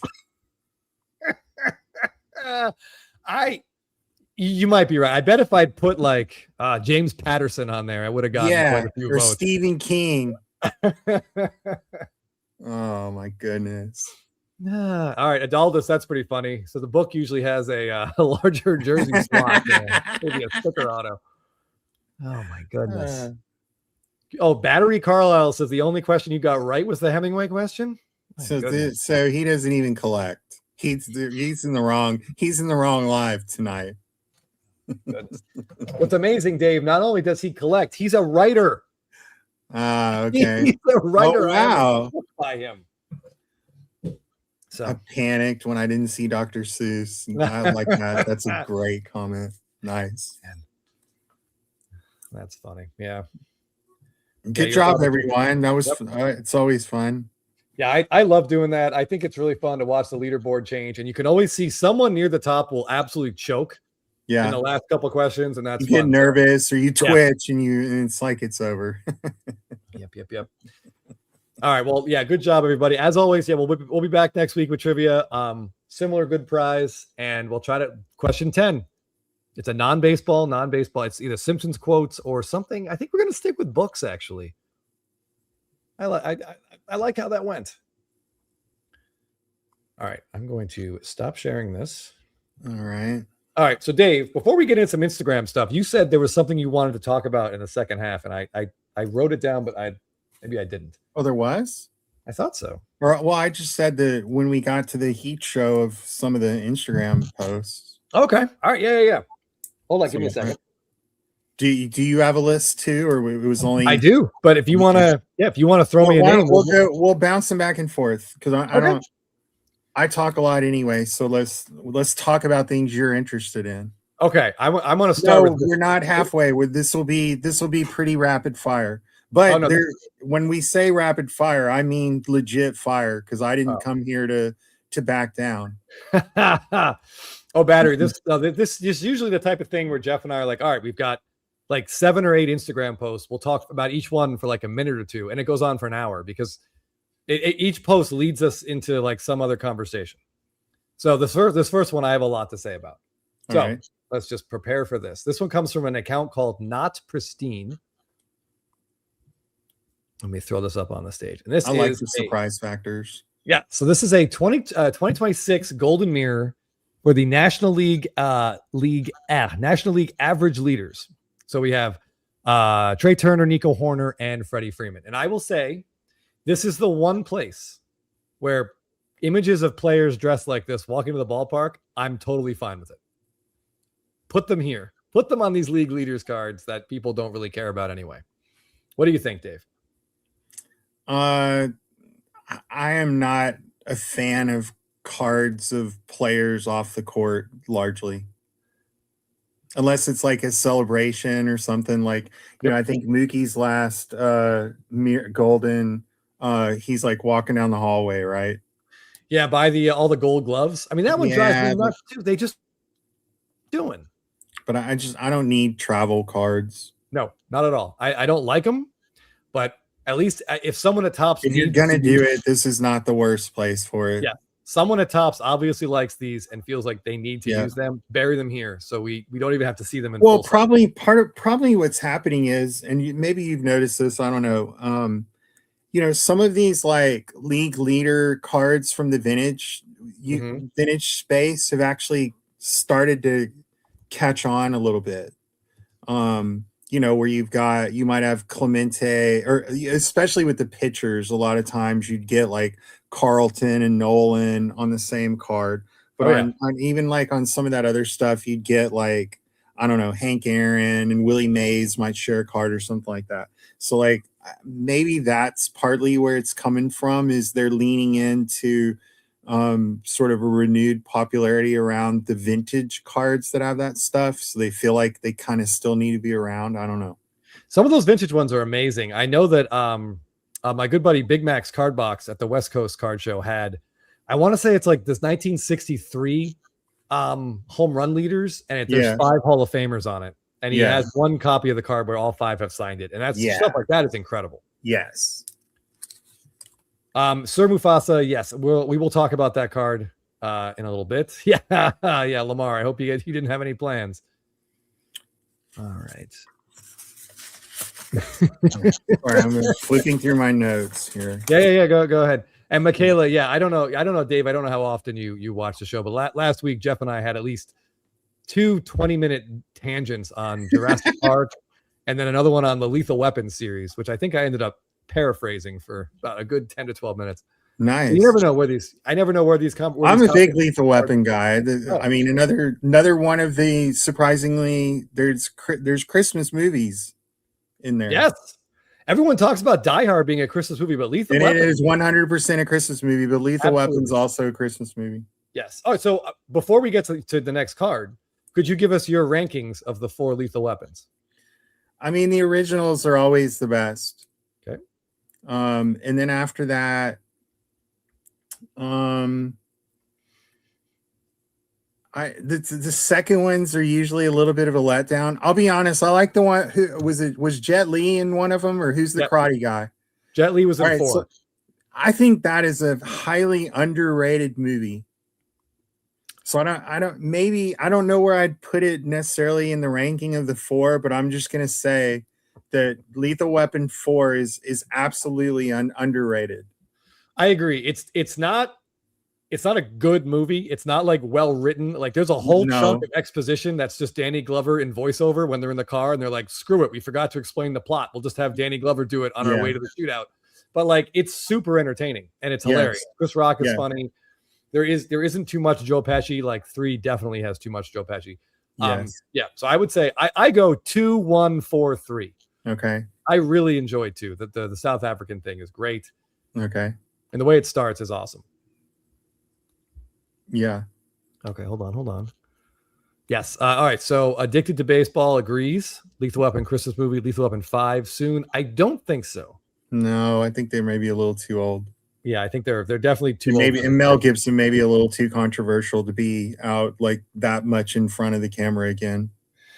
Yeah, I agree. I agree. Oh, Lethal Weapon. Timmy Two Hobbies agrees. Lethal Weapon 2 is the way to go. Yeah, battery. We're not going to talk about Caddyshack 2. We don't. Neither one of us can do it without just cursing and getting ourselves demonetized. Yeah, I think Mel Gibson. Yeah, I think you're right that that's just not going to work out. I did a good job of keeping this PG-13 tonight. I felt like It's difficult. Usually before we start, I just go in the bathroom and scream the F word like 20 times, so I get it out of my system. I try to be extremely conscious of other people's platforms. Well, I appreciate that. Yeah, Gary Busey and Lethal Weapon 1 is great.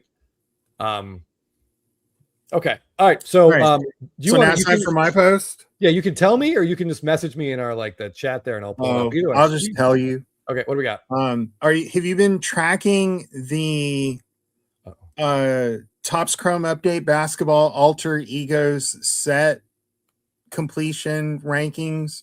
So, I mean, I think Dave, you know that I have not.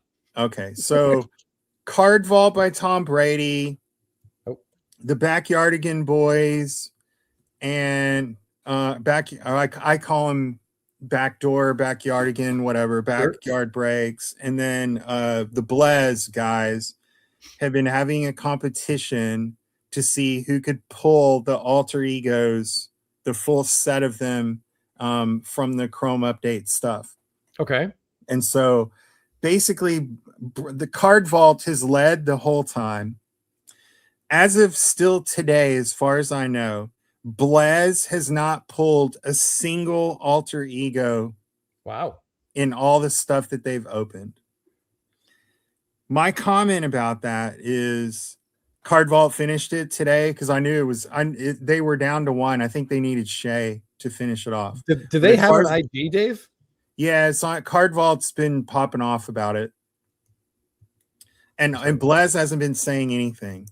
Here's my comment on all that. It is statistically impossible for Blez not to have hit any of these things without some intervening factor.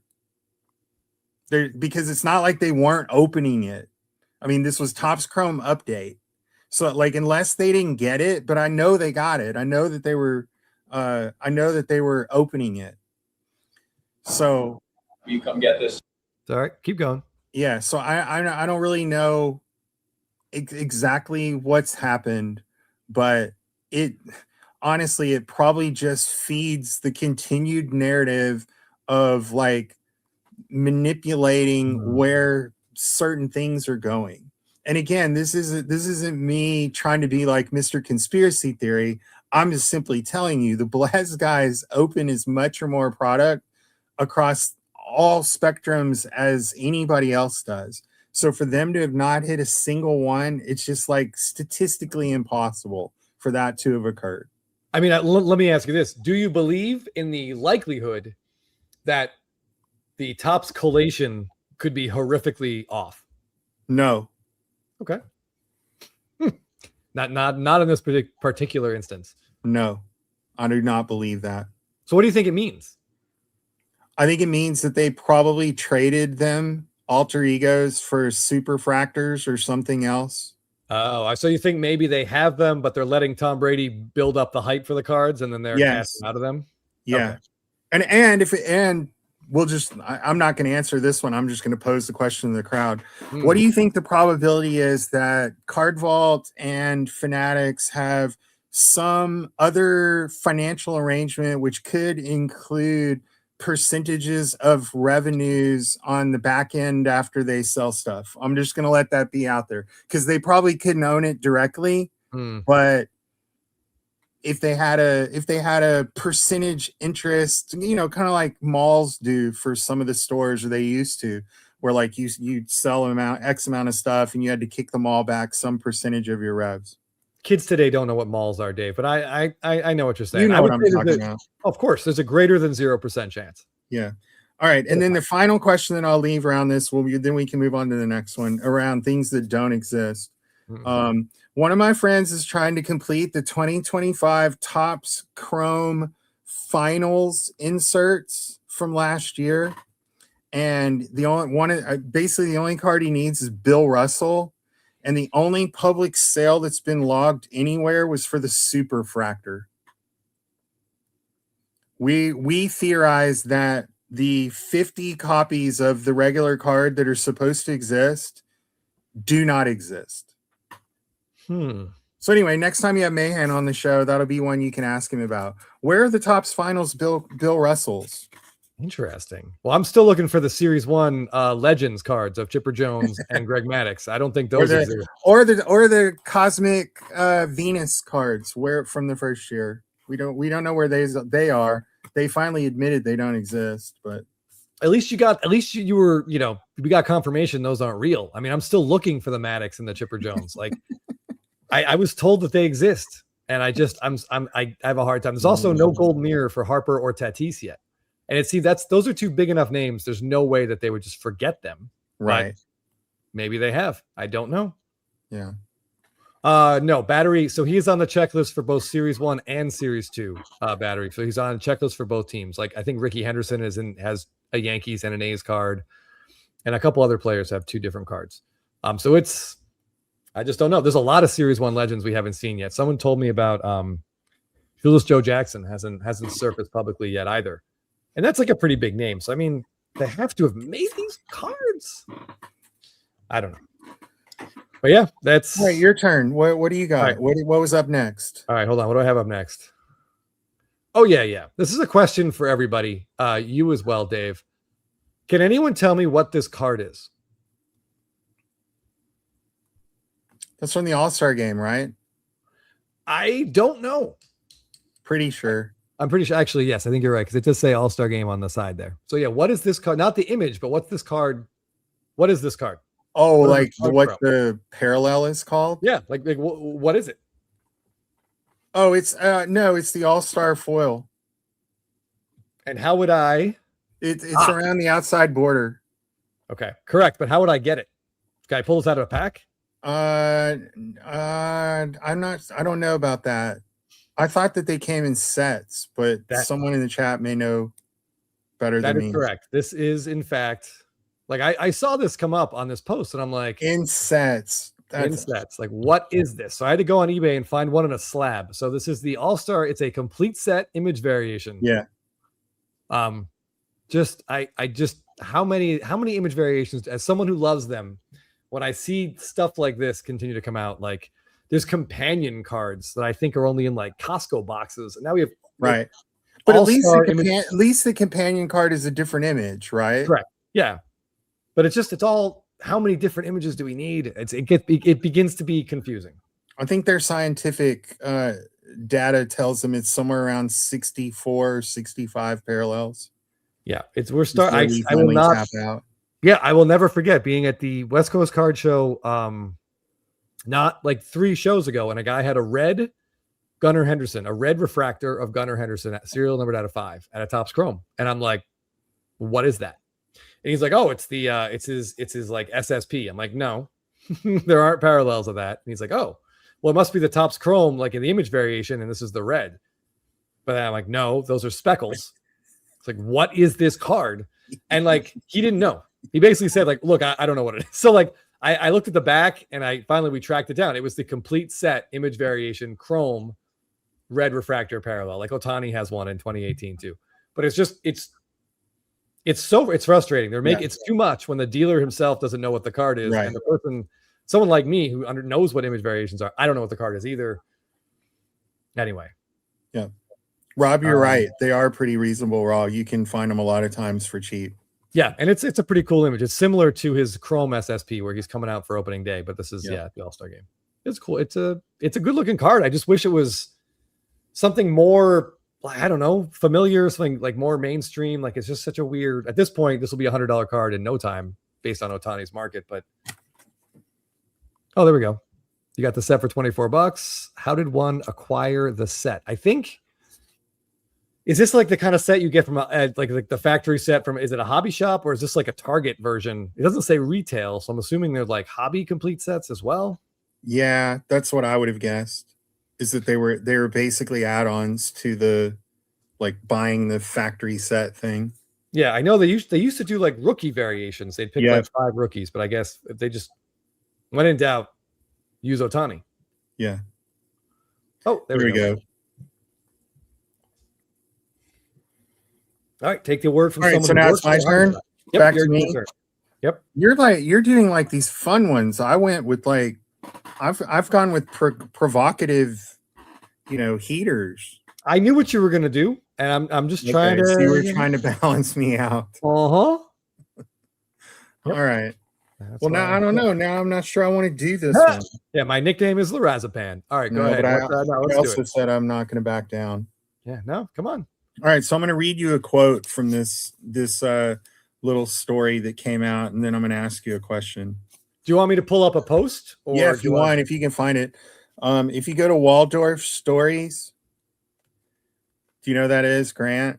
I don't, but I'm sure I can find it. Hold on.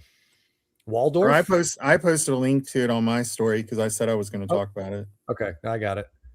All right, is this his post or his story?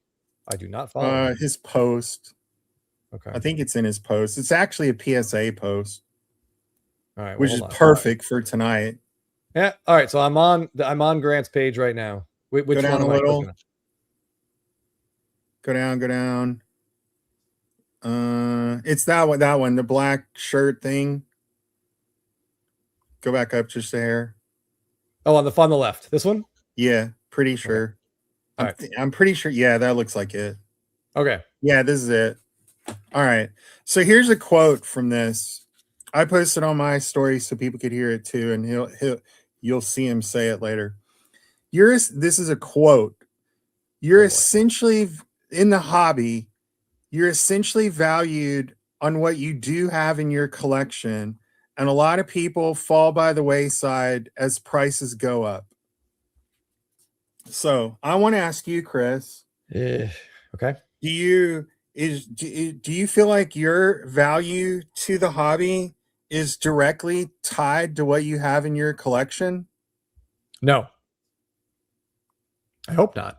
I would hesitate to say I offer any value to the hobby, but I would like to think that any value Jeff and I offer the hobby is just from us talking about cards and bringing more cards to light and hopefully educating fellow collectors and learning ourselves as we go far more than just the cards that we own. Yeah. I hope. And I would largely agree with that. So this was a post that I just wanted to talk about because again, thanks to PSA, we continue to live in a world in this hobby. This is me being on the soapbox. I don't care if you guys don't like it. It needs to be said. Hopefully people see it, hear it, clip it, and put it on their pages too. We can't continue to be led in a hobby like this by people who are always just popping off about what things cost. Any dumb idiot could walk into this hobby and amass a very impressive collection of cards just by spending money. And we've had an example of that with Mr. Wonderful. He knows absolutely nothing about the cards or who produces them, where they came from, why they're important. All he knows is what one guy that has many people have indicated as a pretty suspicious background told him that they were important. And by the way, all they're trying to do is put those things together and wrap a bow on it and go sell it to other people later. That's the only thing they really care about in the end. And so when we see posts like, listen, Grant has a long history of being a guy that run down really, seemingly important, expensive, whatever types of cards. And I don't know him well, but what I know is the thing he said in this video is literally the dumbest thing I've heard this year. And it's the sort of thing that's said by people who are massively insecure that only find any value by having people see them and tell them how great they are.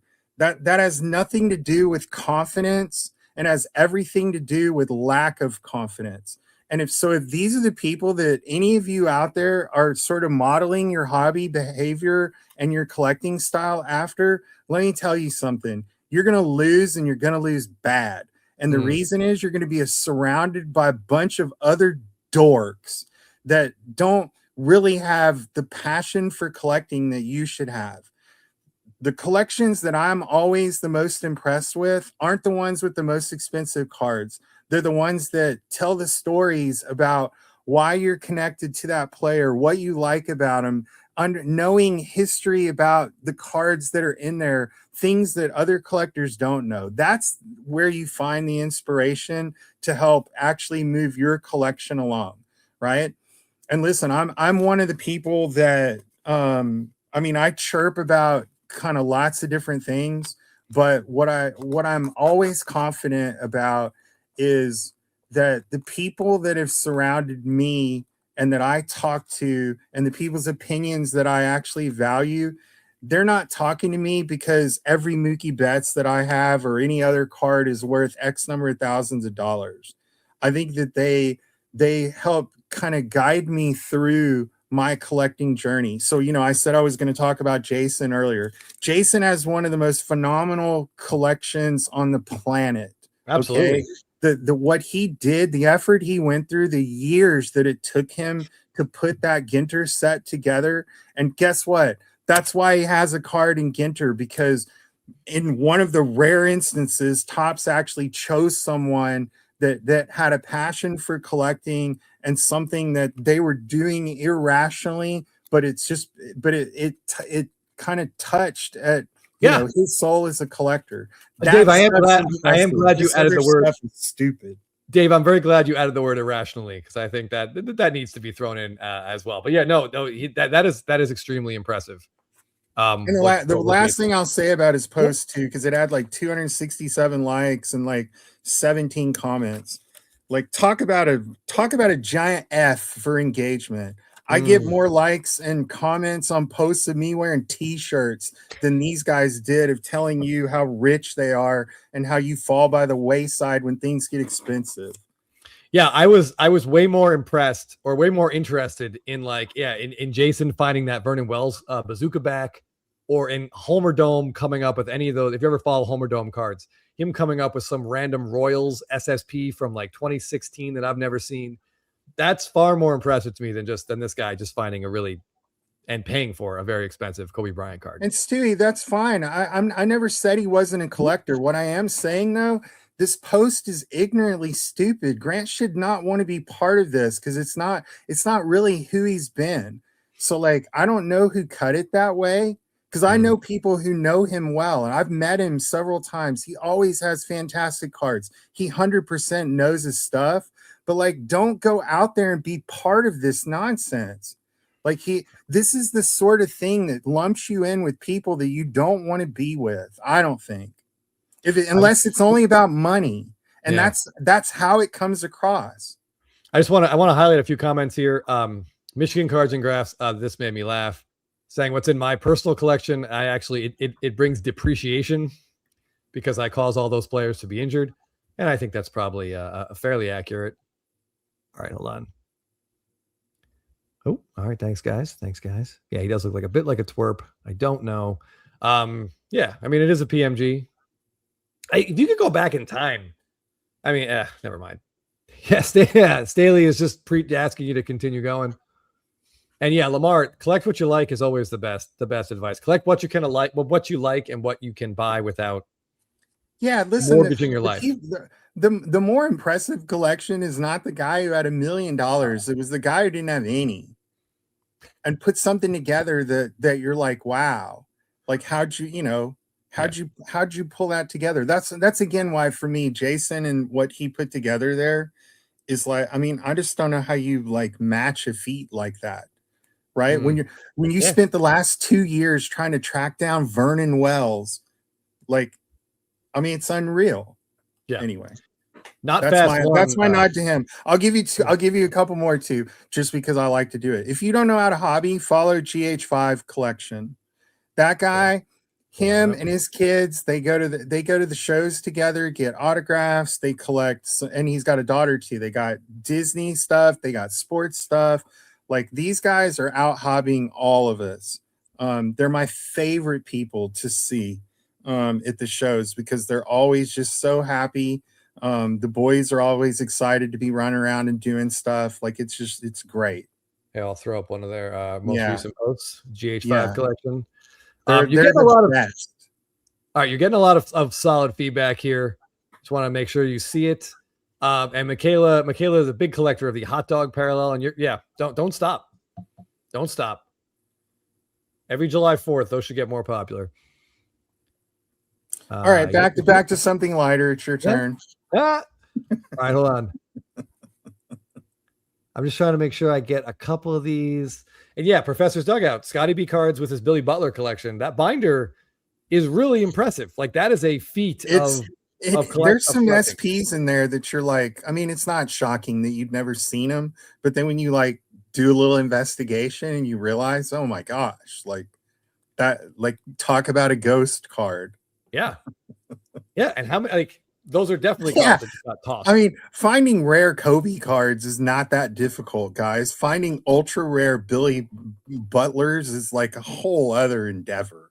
Yeah. How many people pulled those Billy Butlers or pulled that Vernon Wells and were like, oh man, I got to take care of this and keep it safe? Like, probably very few. That's what I love about those opening day variations is that's a product geared towards kids, Dave. And you know that they weren't hunting these SSPs. They're all in binders and in boxes, and it just makes them so cool.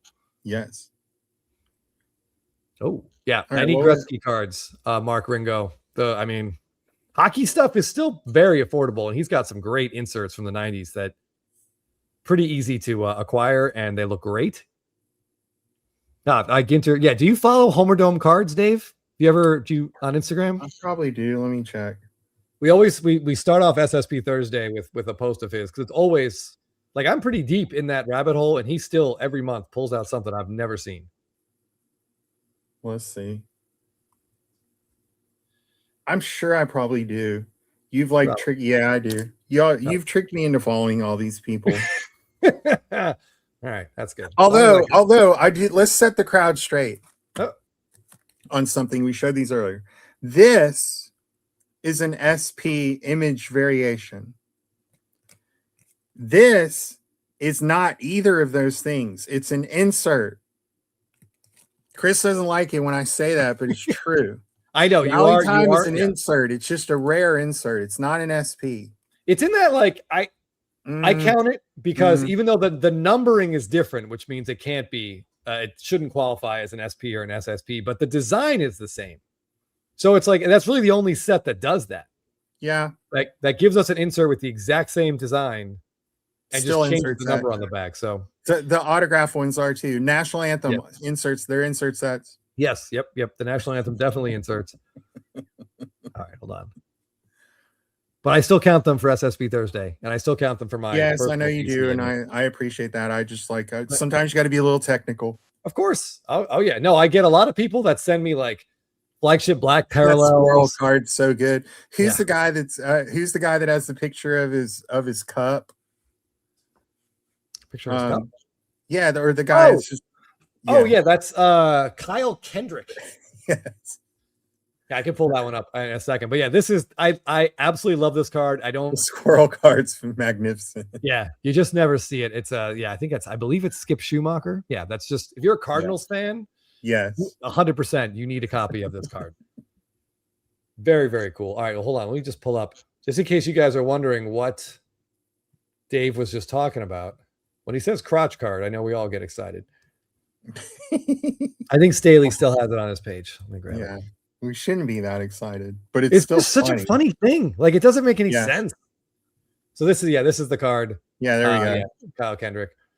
I don't like he has a regular card, and then there's not very many of these, and there's like a Star Wars like goldenrod thing you feel like was going on here, right? Yes, like this C-3PO, or whoever was in charge that year. Like got fired and like so they're like, okay, I'm gonna get you guys. yeah you can fire me all you want, but here comes Kyle Kendrick's crotch.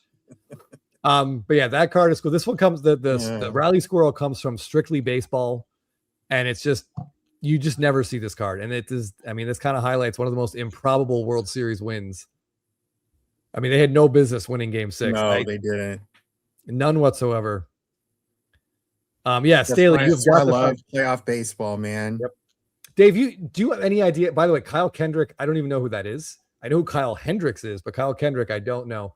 Do you know if we need to see if he's signing, if he does any signings, because Staley, you definitely got to get that card signed. Yeah, 100%. And All right, yeah, what do you TV2 have for hobbies. it? Get us back on track. What do you? All right, What do hold you on. got TV2 this hobbies. month? There are a couple Kyle Kendricks up on eBay. They're both. I think they all popped up after Staley's post, and they're all pretty expensive. But yeah, I like this card. I also am a big fan. I know you like Dynasty. You had some pretty cool cards at the National. Of Dynasty. What do you think about this comes from Atlanta Sports Cards. What do you think about the advertiser logo one of ones? I love them. But I like the swooshes because they fit pretty well. So no, I think they're fantastic. But the way I rank Dynasty, I rank Dynasty pure logo man number 1, tag logo man number 2. So some of the tags will have the logo man on it. So I'm not saying all tags. I'm saying it has to have the logo on the tag in the window. That would be number 2 for me. Then I go with the 3A, 3B. So 3A would be something like the swoosh, or 3B would be like a World Series patch. Okay. And again, most of those are going to be one of ones, although a lot of times the World Series patch type stuff will be a 5. But like what I've found historically is like people absolutely love the postseason World Series stuff, or like a very team specific type patch. So like a Comiskey Park anniversary or something, or like there was a Barry Larkin the other night that was just like insanely cool, and that card got really expensive really fast. Yeah, I know Freeman has a couple with the inaugural yes. I've owned card. a couple of those. Those are so it actually appears in a couple different versions of his card, but like for what they're numbered to, those cards consistently go for over $1,000, and like the normal Freddie Braves Dynasty would be more like kind of $350 up to maybe $455. Yeah, because he has a lot of cards. He never does. said So like that inaugural patch card they're awesome. Yeah, they look really good. SFO's got a question for you here. I did see that, Sox fan. I saw it. It's awesome card. It's just not worth $20,000 to me. It's not even worth 10 grand to me. I'll take a logo man all day, even without the autograph. If you're not bidding on it, then I did want to pull it up. If you were going to try to win it, I wasn't going to. That Mookie. Yeah. Yeah. No, I'm not. I mean, if they wanted to come to me with like a real number on it, I do want to get one of the Mookie Red Sox dynasties from this year. I think that was a cool ad, actually. Yeah, I have two of the Dodgers ones because they were all his. They were in the boxes as what do you call it? Redemptions. Yep. Well, I have a couple of the Dodgers ones. I lost out on the Red Sox ones I was bidding on, but because I don't think he has as many. But yeah, this card's magnificent. But it's OBO. But like, what would I really offer? Like, it is. So I had not seen this before, but when SFO mentioned it, I went and found it. That's a great card. Yeah, that's really cool. Yeah, I don't really have any. I don't have anything bad to say about it. I give no complaints, no notes. I'd want to do a little research to kind of figure out what that's from, because it's coming off some sort of patch. Yep. That maybe an arm patch or something. So I'll eventually do the research just to kind of know. And I don't know. Maybe that number's not wrong. To me, it's awfully expensive. It's extremely expensive, but it's also a guy that just doesn't sign much or hadn't. Yeah, that's right. So there's a lot of hype around anything. Okay, hold on. Someone is asking me about these primaries, 2026 primaries. I had not seen any of them, but I'm seeing them now. So let's share one. This is out of Topps Pristine. Yeah. I mean, it's a lot of color on that card. There it is. That's pretty cool, but I mean, I for think we're listen also for patch autos, there's some sneaky good stuff out there, right? I mean, Dynasty's at the top of the heap, but I always tell Yep. about everybody. And like you could see, like when I was sharing earlier, right? I didn't share a Dynasty card. Um, I think Diamond Icons has really great stuff. I think Transcendent has some really great stuff. I think Definitive is like, and Tier 1 as well are like Mm. sneaky good on some of their patches. Definitive has some Especially, really cool stuff that I've seen. yeah, There's a especially pretty if you premium work your way Definitive patch. back, Yeah. there's some stuff in there. Look, Museum Collection has a ton of logo men in the product going all the way back. So like, don't try not to get bogged down with some of the, and again, I'm very much a Dynasty guy, but like try not to get bogged down with it. Inception has some interesting stuff too. I like, especially just on the autograph side, even with Inception, there's some really good looking cards in there that get overlooked, and you can score them with like a much cheaper than you can like the brands that are sort of in vogue. Yeah, I would say my one issue with Inception, and I can't say if it's 100% the same for their current set, but it's like 95% sticker autos, the stuff that I've seen. Yeah. Which to me takes it like Yeah, that hurts. I get it. It makes them more affordable, but I can't deal with it. Yeah. All right. So yeah, I just M Newbert and SFO Sox fan and Forbidden Donut, like they're actively researching to try to figure out what this patch is from. So if any of you guys figure it out, let us know. Yeah, let us know. Even post in the Discord. That'd be great. All right, hold on. Let's just see. As a Yankee fan, this guy doesn't love the doesn't love the patch. That's fair. Oh, okay. So this makes it interesting. Rob with some numbers here. The logo man, I guess, sold for $60K in February. So what does that do for the other one of ones? Do you know? I mean, you're a Dynasty guy. What's like the percentage? I mean, you know the narrative around all the 101 stuff. Look, Mookie's 101 auto stuff has a big premium over over just like a 101 super fractors and stuff like that. Just because he doesn't really have that much of it. The ones that have ever any of his 101 autos that have ever been offered to me always started at kind of 5K and up. Okay. So like, could I come up with a reasonable $10,000 number on a card like this? Like, I probably could in the current market, but here's my concern. This isn't an old card. This is a new card. Okay. So, and it's not like they're going to stop making Dynasty next year. Mm-hmm. This is my same problem with certain of like even the Ohtani autos and stuff like that, right? I mean, are we at the beginning of or the middle innings of Ohtani and even someone like Mookie or whoever that's similar to what Trout was, right? Trout was in everything starting in like 2014.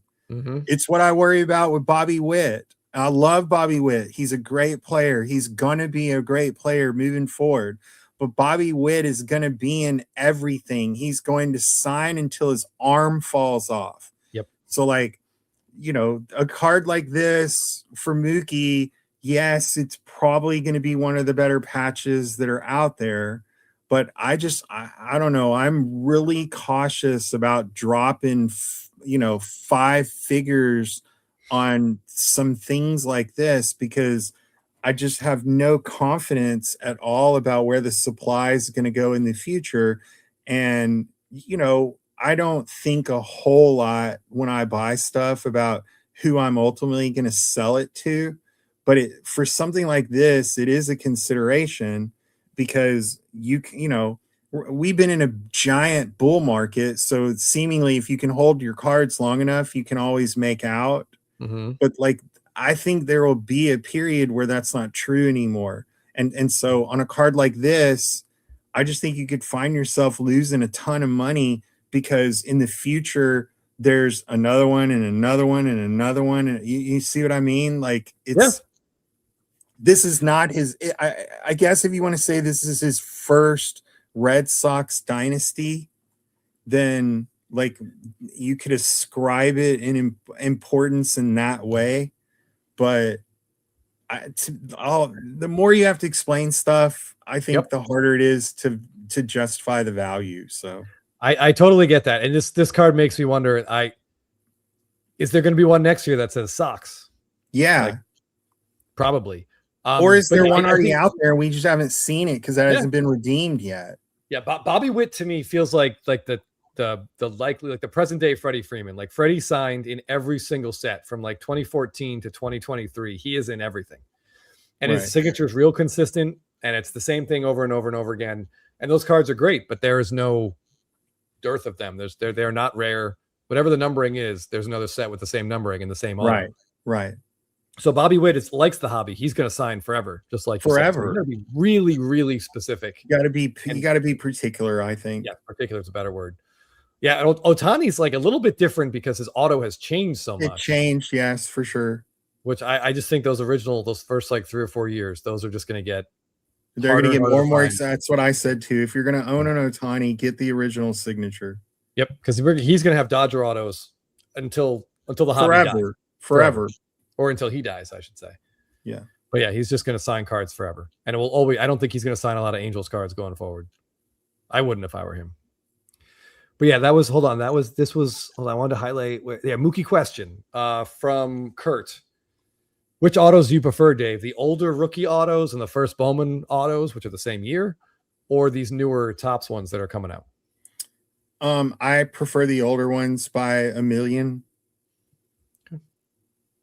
My favorite Mookie auto is actually the Stadium Club.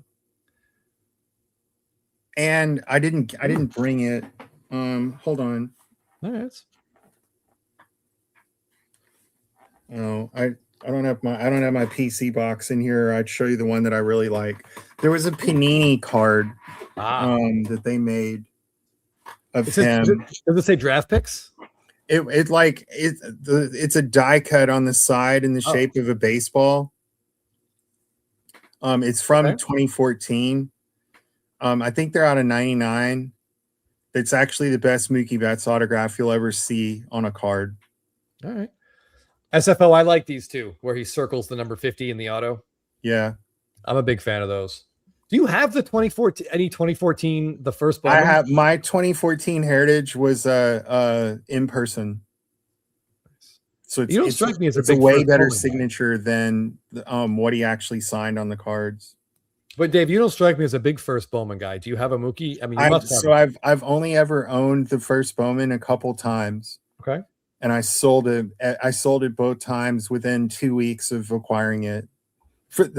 I can't explain it. There's something about the pose that I don't like. Okay.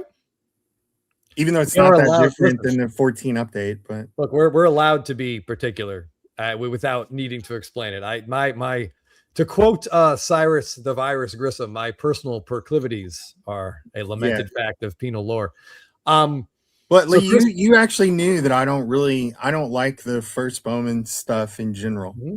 So they're not rookie cards. Yep. Dave, Chris has a question for you. Maybe you've seen this card.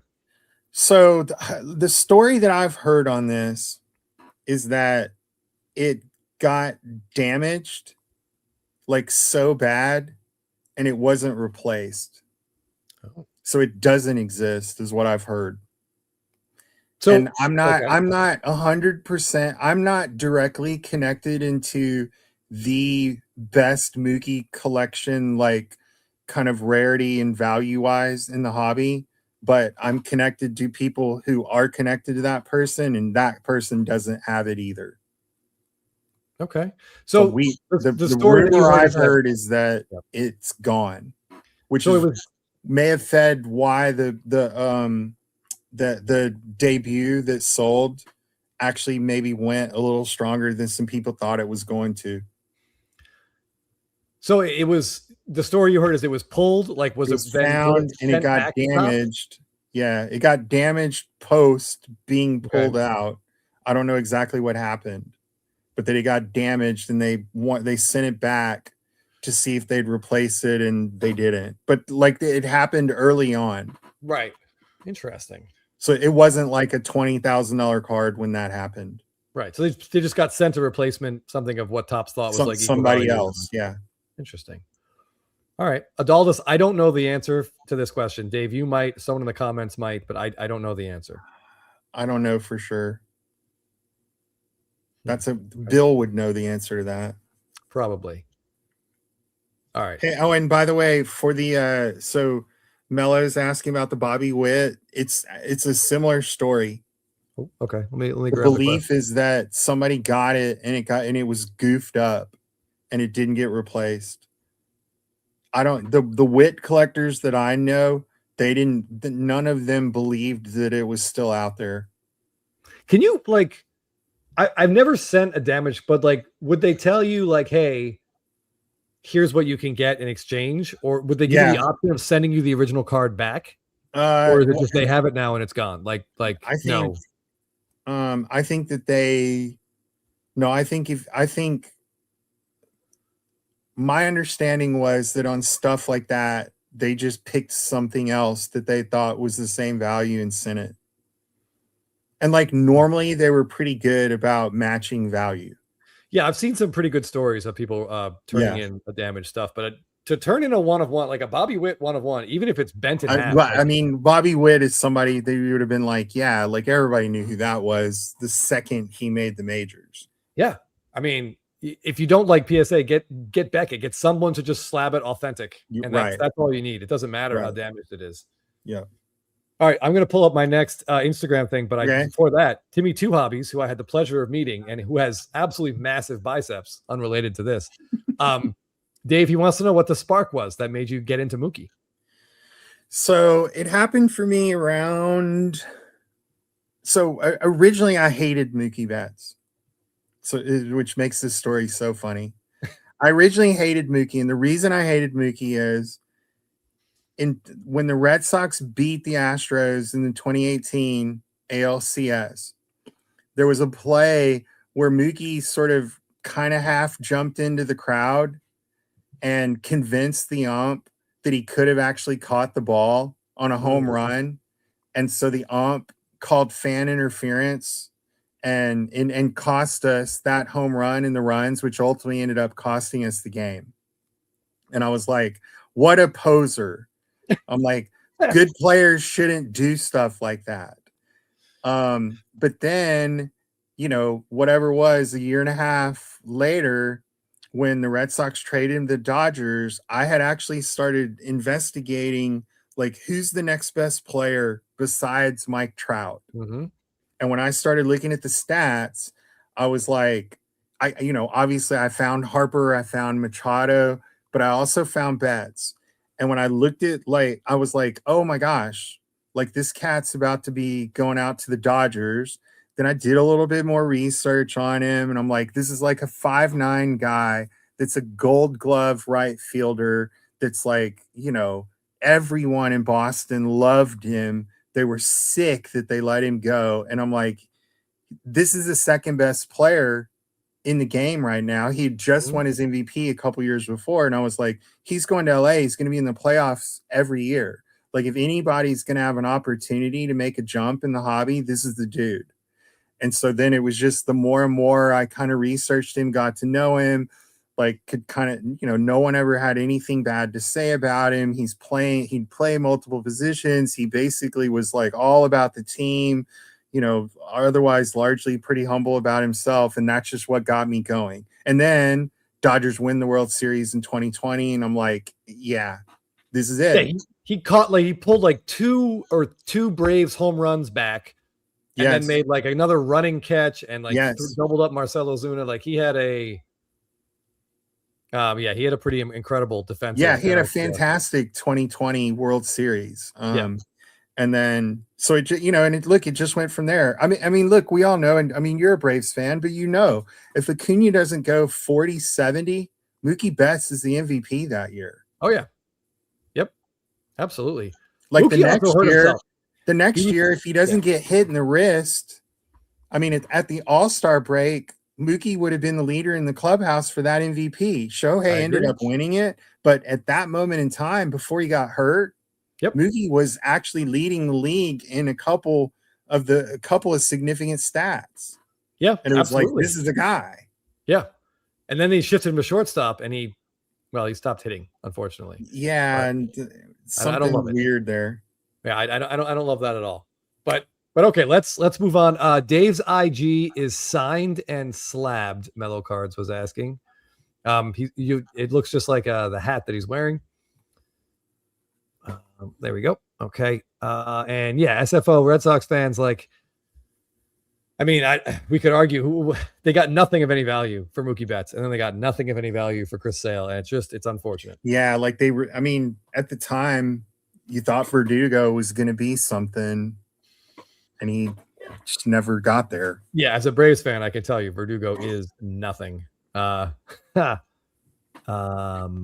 SFO, I don't hate this card as much as you think I would, and as much as I probably should. Okay. All right, hold on. Let's get to we have a couple. See, I told you this would take longer. All right. So the Mookie Betts backup truck card is from the same set as this Mike Trout. Yes. Backwards hat. It's from 2016 update. They all have all-star themes. This comes from Comets 1998, who his PC is every Mike Trout image variation, and it's an expensive and very difficult endeavor. But so he just picked this one up. He got extremely lucky in a Facebook group. So there are 3 known copies of this card. I think the Mookie, we only know of 2 copies, I think, and the Harper, I believe, just has 1 at PSA. So these things are absolute ghosts. It's not the best image of Mike Trout. I like back of jersey stuff. I like when you can read the name, but he just kind of looks like a mouth breather in this shot. It's not. Yes. It's not a great, not a great image. But I do like it. Oh, and again, it's just like it's not something that would have ever stood out as like, oh, this is different. No, but because it's Mike Trout, you would think all Trouts were getting sold out.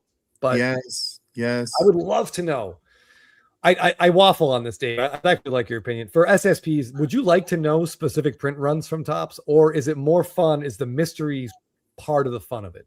For me, the mystery is part of the fun. I think like for instance, as like a stained glass guy. Mm-hmm. Right. The print runs on that have been out there since the beginning. Right. And like, but the hobby just is like so stupid sometimes. It's like, if you don't put a number on it, then people don't know.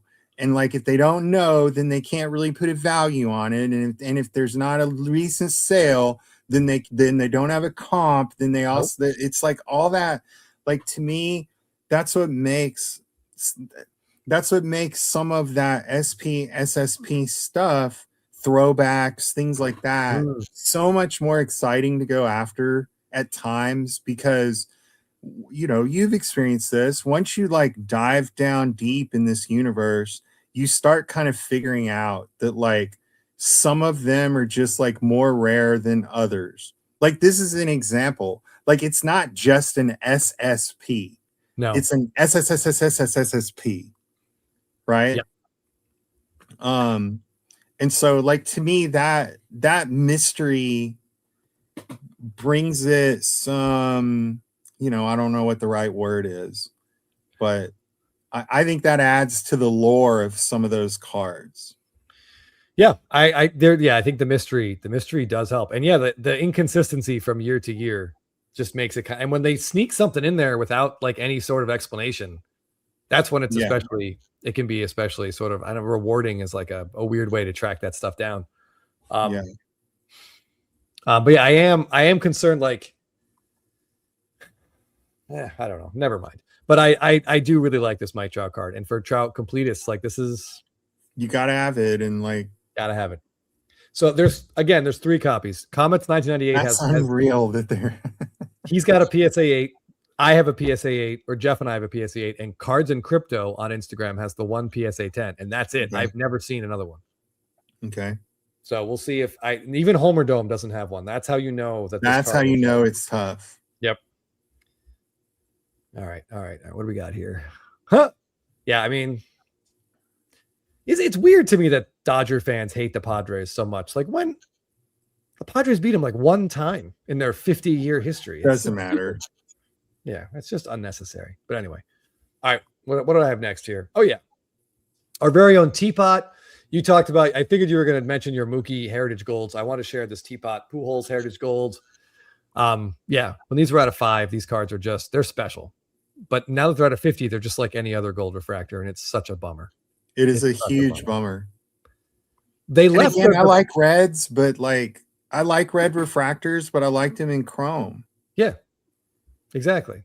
Like merging those worlds, just it never made sense. And like this is one of the things. Like I mean, we all had this conversation too, so it's not like they didn't know.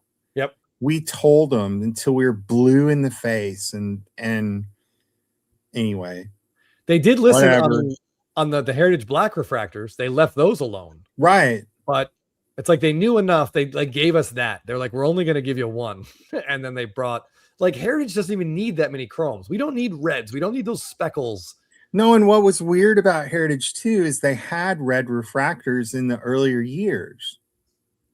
So it wasn't, you know what I mean? Like there's one year where the reds are like numbered out of like 382 or something. Yes. And there's another year where they're numbered out of like, I don't know, 200 and something. I think it's like 211. I think it's 211. Right? Yeah. Yeah. And then all of a sudden it's like, no, we're replacing the gold of 5s with the red of 5s. And you're like, oh. Like, yeah. I have one of Mookie's red of 5s. Like I haven't really figured out how I'm gonna approach all that going forward. I want the Freeman Golds as a Brave, and thankfully those were all out of 5. Yeah, the Dodgers ones I don't really care about, so that they're out of 50 doesn't really matter. And this is funny. I thought that comment was saying something else, but like, does this look like the best right-handed hitter that we've ever seen? It does not. It's not. This looks like a dude I'm about to face in my softball league. Yes. Yes. And he's probably going to hit a nuke. But you're like, who's that guy? And he's like, oh, we use him for sheetrock. He puts the sheetrock up when we're building the houses. Yeah, and he drops 300-foot like softball nukes, not a career 300+ hitter. Yeah, but this is one of the Freemans I need this 2016. So if anyone has one, please. All right. So I wanted to talk about Stadium Club for a minute, and I know that Topps absolutely butchered it last year. And it broke my heart. It made me really, really upset. I don't know what they're doing with it moving forward, but I will actually say that instances like this are sort of a problem for the brand. Because do we need 2 different design like variation flashback autos of the same rookie with this like but they're not the same. But it's the same card, but just a different foil. No, but they're not the same. They moved the rookie logo to the other corner, so it's like totally different. I think on the right it's 94, on the left it's 92, but like this is just it's so needlessly confusing. Mm-hmm. So they do need to simplify Stadium Club, but they need to give us the gold mintage back. So like I ran into that once when I was I guess is it 2022 Topps Chrome? There's the Bobby Witt has like a variation card too, but it like looks like between Stadium Club and Stadium Club Chrome, and there was like some confusion. And like the labels actually don't help you. You have to like dig down to find it. Cause I had whatever the rare one was once. And I'm like, cause I didn't know how to price it. And cause I was like, this is not the same card that keeps coming up. So Stadium Club Chrome did these like 91 flashback autos. And Bobby Witt, that's the only card where Bobby Witt has that horizontal high-fiving his teammate. Yeah. So Bill had one. And it's that's the only card that has Acuna with his World Series ring too.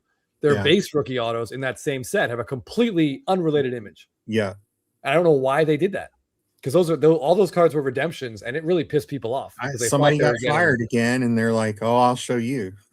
Yeah, someone else in the comments here, DJ Locals, was talking about also in 2022, Topps forgot to put the Julio and the Bobby Witt in their SPs. They forgot to put them in Chrome, so we got those silver packs, which was really dumb. Yeah. But then Sonic came out for 1 year, and they used the exact same images for Witt and Julio. All they did was reverse the RC and the Topps Chrome logo. Good luck. Good luck buying that card raw and figuring out which one it is. Figure out what you have, right? Yeah, it's a battle. Don't even get me started on 2020 Stadium Club and Stadium Club Chrome, where every player in the Chrome standalone set has the same card number as all the players in Stadium Club. A lot of them have the same images on both cards. And like 4 players have the same Chrome image in both sets with the same number, but a different code on the bottom. Yeah. Good luck figuring out which Aaron Judge card you're looking at. Yeah. But anyway, all right, let's keep motoring on here. Speaking of which, I just want to share this because I love this card. Dig the cleats in. Are you a Juan Soto collector at all, Dave? So I do own some Juan Soto cards. I think Juan Soto is a fantastic hitter, but I also think he doesn't swing enough. I was honestly incredibly disappointed that he got hurt because he really was having a phenomenal season. He was. But I also think that he may be someone who has the the curse of whatever, because like the Mets should have been really good and like somehow they were just stink terrible. Oh, and I don't really know how they get out of that. Well, yeah, I mean, they have to make. I mean, poor David Stearns went like 0 for 10 in the offseason. But yeah, this was Soto's like this. He was on pace for a career year, and he was playing like, great and like, but yeah, the thing that always people were like, well, Soto's a better buy than Acuna because Soto can stay. The way he plays the game, he's not going to get hurt, which I thought made a ton of sense, and still he like hurts his calf. Yeah. So it stinks. I'm very curious what Soto's career numbers will look like in 10 years because they could be. I also think too, like, and I made this argument at the end of last year. Like, I had a feeling he was going to change, that he was going to go across the street and make the money and take the money. Mm-hmm. But I actually think in the end it was a massive mistake. Oh, it was a huge mistake. He should have just stayed with the Yankees and. Absolutely. Yeah, play your career, hit in front of Aaron Judge for the 60 games a year Judge is healthy for. And just listen, long term in the hobby, we'll see. It's one of the reasons I haven't gone real deep with Soto. I'm honestly more interested in his Mets stuff because I think that's other than his rookie things and some of I like the Nationals dynasty on him. Mm-hmm. But otherwise, I think if you're going to go with Soto, I personally believe the Mets is the way to go, because similar to like Jalen Brunson on the NBA side. Like if Soto's going to do anything else in his career, it's probably going to happen with the Mets. So like his Mets cards, especially his first Mets cards, will get some they'll be overly exaggerated in terms of value because of that. Interesting. And like no one's really like looking for him right now. So his there's a decent entry point, maybe price wise, when you sort of compare him out to who you think his his performance level colleagues in the league might be. But you definitely can't buy Padres stuff. And I also think at this point, Yankees stuff is a giant zero. Yep, agreed. He's got a great Stadium Club. Jeff and I talk about this Yankee card, a Stadium Club. Yeah, the outfield card. Yeah, I love that, but it's just pointless now. It stinks. It's too bad. By the way, I love this card, 30-year Soto, but I like to think this auto is going to remain popular. I was there at that World Series. Thanks for reminding me. Sorry. I lost free furniture that year. But yeah, I like this card. Dig the cleats in. Nice post. Hold on. What do we got? Does changing teams often hurt a player's value? It does. It certainly hurts a lot of those cards' value. I think, like Dave is saying, it's the first team and the last team, or the team you're on the most. And for him, I mean, and even think about I'll give an NBA example just because it's so easy. Mm-hmm. Like Kevin Durant. What do you buy? That's funny you say that because he's kind of honestly best known from OKC in reality, but his rookie year he was a Sonic because they hadn't moved yet. He won with Golden State, but nobody really pursues those heavy because they like Curry. No, and definitely nobody's collecting Brooklyn Durants. No one's collecting Phoenix Durants. I don't think anyone's going to collect Houston Durants unless we win the championship. But why would we? So like that's the space I feel like Soto's kind of in. But I also think he's not the sort of dude that the Mets are just going to all of a sudden ship off. No, I mean, who's gonna take on that? Well, that yeah, and contract? who would ever take it? Probably, I mean, maybe the Yankees again. So I don't know. Maybe that's your super secret bet is scoop up all those Yankees cards cheap, assuming that it'll actually end up back there. If he does, if the Mets can somehow dig themselves out of this, and they have a pretty good outfield moving forward, but letting Pete Alonso go, I'm beating a dead horse. It just doesn't make any sense. Yeah. If he could bring a title to the Mets, that would be obviously really big for him. But if the Yankees win one while he's with the Mets before he does, that's bad. But look, like here's the other thing you got to face with a guy like Soto. What if he never wins another? What if he never wins another ring? And what if he never wins another never wins an MVP? Who is he? Yeah, is he the? I mean, at least in the hardware conversation, he's the 97th best player from the 2020s. Like, yeah, I mean, people can act like those things don't matter, but they absolutely matter. I'm trying to think, like, no MVP and well, he did win the one title, which unlike Acuna, he actually was pretty pivotal in. And listen, he was a stud in that World Series, absolutely. Yeah. Hectic, yeah, I think we're all on board here. A Mookie SSP with 5 rings on his hand would be pretty badass, and hopefully not an image that Topps would then reuse over and over and over and over and over again. All right, we are running along here. Let me just do a couple quick. I got 3 more. We'll go fast. Jake Taylor card 7 with this really cool run of Greg Maddux. What am I trying to say? These Flair Legacy cards, like these, just look amazing. This is one of those 90 sets I might have to eventually get into, Dave. Showcase. Yeah. I mean, so I talk about this. So I've decided I usually give out like my free collecting ideas on either shows like this or when I'm doing my eBay live streams. These cards and Topps Gold label, if you're not already on them, like for the like serial numbered or like the really rare showcase stuff, it's honestly too late. But I think the base cards for showcase and gold label are freaking phenomenal. Like they shine, they're better than refractors. And like I understand they're only base cards, but like neither one of those sets were made for like a super long time either.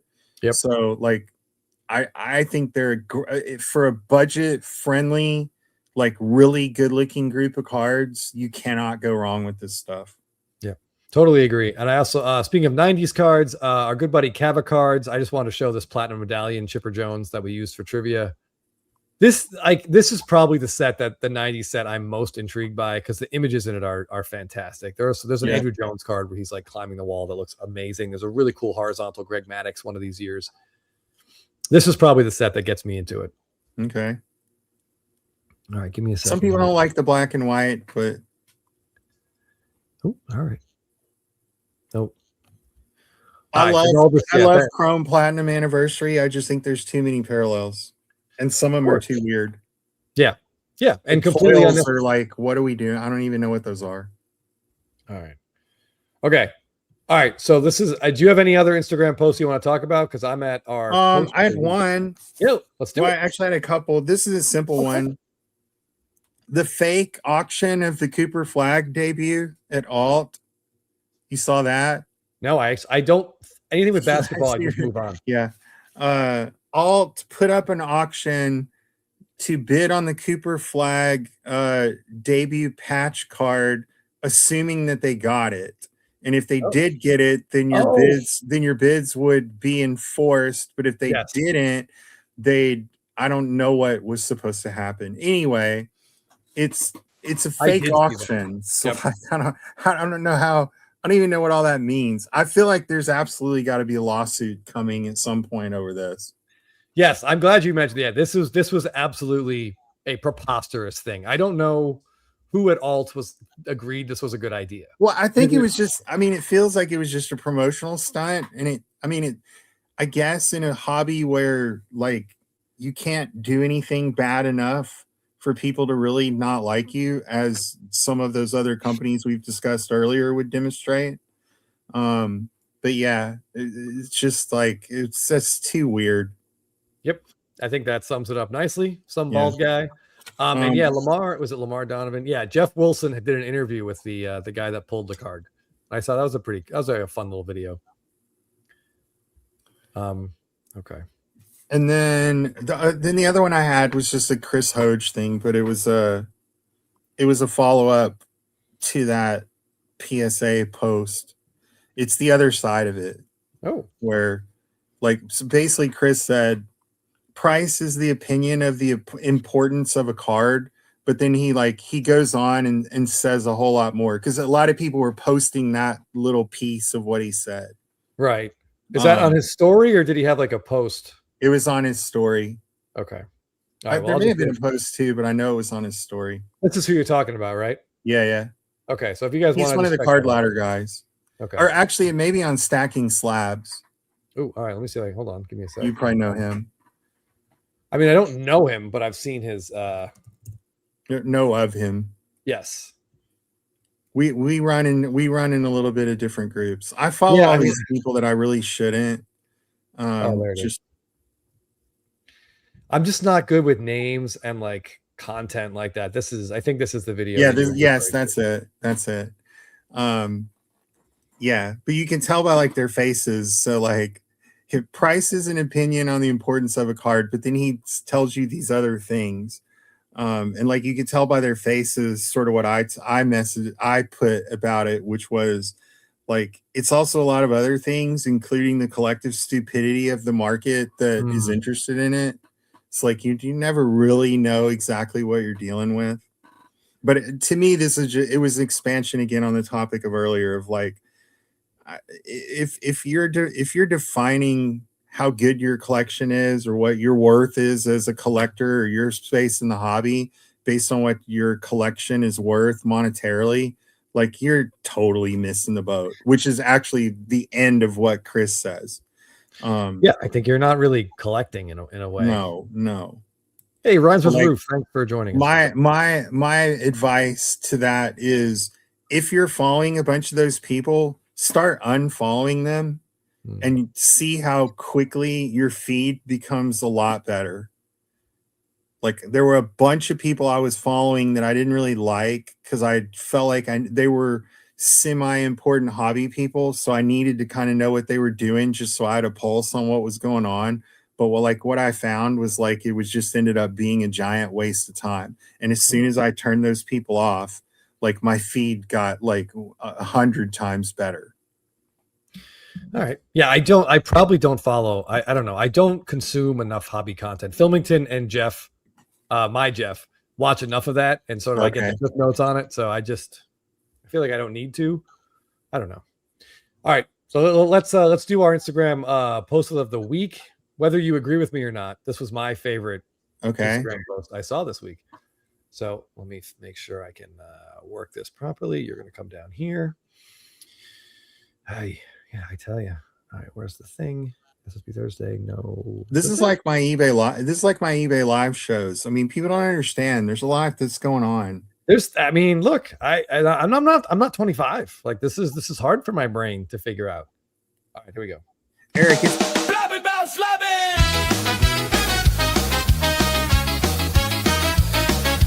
Instagram post of the week. Whoa. All right. Ooh. Yeah, so we got a nice little variety of Bryce Harper from Cards and Dreams today. A lot of Stadium Club stuff in here. I love seeing posts like this. That's really good. Yeah, he's missing one, but I'm sure it's coming. But there's a lot of really cool. That one at the top is called the card has a name. It's called Bedlam at the Bank, and that's when he hit the home run off the Padres in the 2022. No. Yeah, 2022 NLCS to go face you guys and lose in the World Series. That's a defining moment of Harper's career. We get it on a Stadium Club card with an on-card auto. Hard to beat that. Yeah. Yeah, I like the hair pose but that's just me. I mean, they're all good. Like Stadium Club really has treated Bryce Harper Yes. really, really well over the years. So Cards and Dreams, this was great. Thank you for posting this. And you still need the 2020 auto. And best of luck to best of luck to you to find one. Do you have any? That's I know you incredible. have one Bryce Harper, Dave. That is, you know, I have a a whale. couple. No, yeah, you saw. I have a black and I have a red. From 2012 Mhm. update, and then I also have. What is the one that it's like the 84 design, but they're autographed? What did those come out of? Is I that think archives? I believe it's archives. Yeah, there's not many of those. Though that's a pretty tough one to track down. Yeah, I have that, and then I have a few other like I've like a camo. I've got a red and a gold refractor of some like I got into Harper a little bit. I have a couple of his heritage throwbacks. So like, but I mean, it's hard for me to go too deep with him, even though I mean, I like him a lot. Um, Yeah, well, I like him too. I try to keep a few. Um, I was doing a little bit of the Trout and Harper thing. Bill tricked me into that. Mm. And like I just eventually had to kind of give it up. And then oh yeah, and then I guess I have that I have the chrome refractor SSSP or whatever. Yeah, I guess I have that card. You know, Yeah. that's probably the only that's a reason. pretty good one. Yeah, that's probably the only reason I'm friends with you is because you have that card.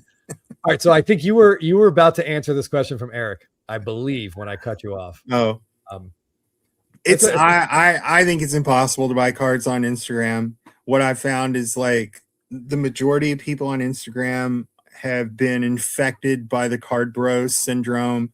They can't do anything unless there's a comp, and they always want more than the last comp. I buy 95% of the cards that I get off of eBay auctions or other auction house auctions, and then the rest I get either because someone knows me and found something I want, or I scour at the shows.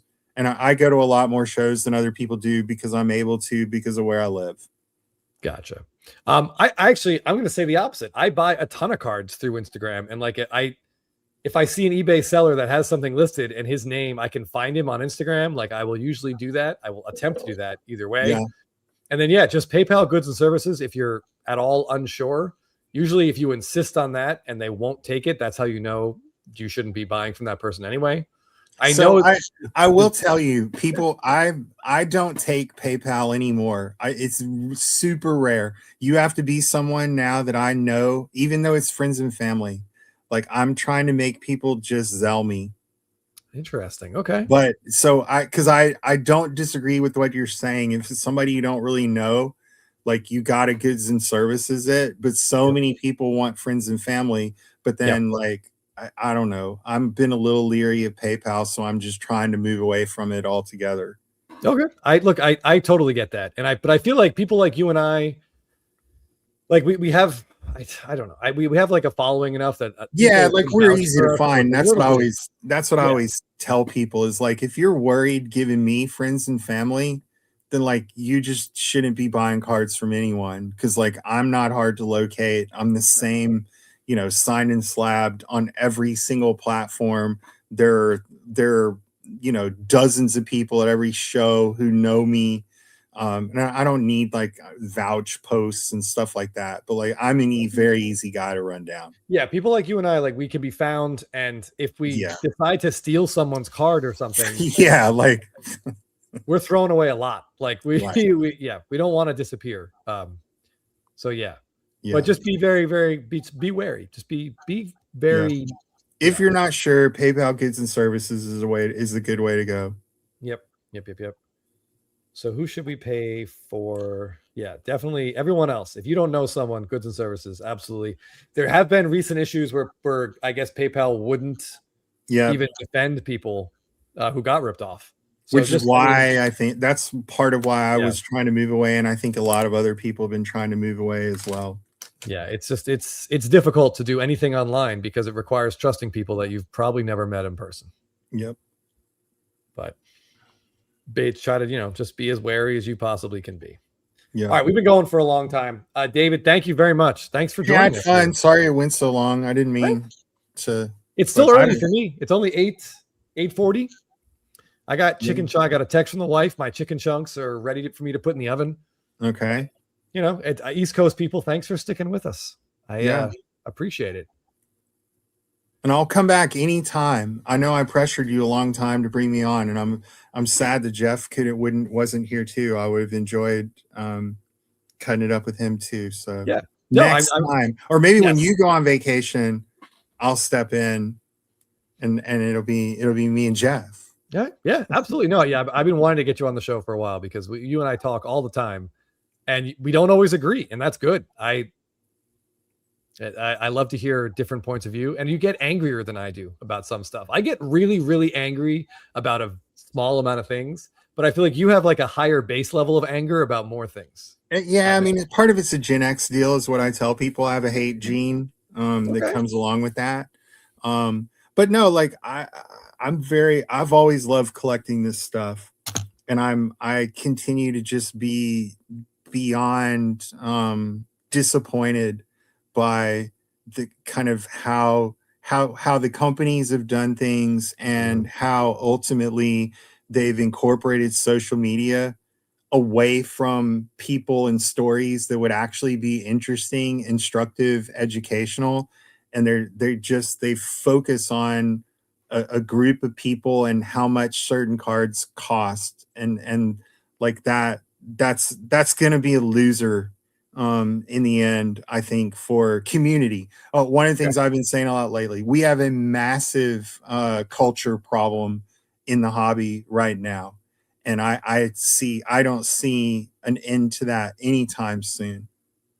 Well, thanks for leaving us on a downer note, Dave. Of course, but I also will tell you that doesn't mean that there aren't great cards out there. Dig through the value boxes. If you're looking for if you're trying to figure out how to scale up your collection, you got to get in the dollar boxes, and you got to buy cheaper stuff that you can flip up. It's a much different risk profile.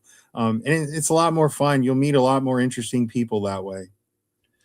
Absolutely. 100%. Yeah. We've met a lot of people. I love talking to dealers, especially if I see a dealer with a whole case of like one player and it's not Ohtani. Yeah. I want to know more about that person. Like, why is this a case of David Wright cards? Like what made you collect only David Wright? Like stuff like that, I think is really interesting. Yeah, me too. All right. But anyway, thank you guys all for joining us. Eric, I see you in the comments there. Hit me up on IG, please. And yeah, Stewie, I bet Dave does lose arguments with himself. Piscataway Mike, thanks for joining us. And yeah, Dave always says that one of the things you said that always made me laugh is that you said the hobby is dumb. I have two hobby rules. The hobby's lazy and the hobby's stupid. You don't need any more rules, I promise. When in doubt, consult hobby rules number 1 and 2, and it'll be one or both. All right, let me grab a theme song here to play us out. And yeah, thank you guys for sticking with us. And Dave, again, thanks for coming on. We'll definitely do it again. For having me. What do we got? Oh, we're gonna go with the Blink 182 one. All right, guys, enjoy your Thursday. Have a good weekend. Check out your local shows, and see y'all later.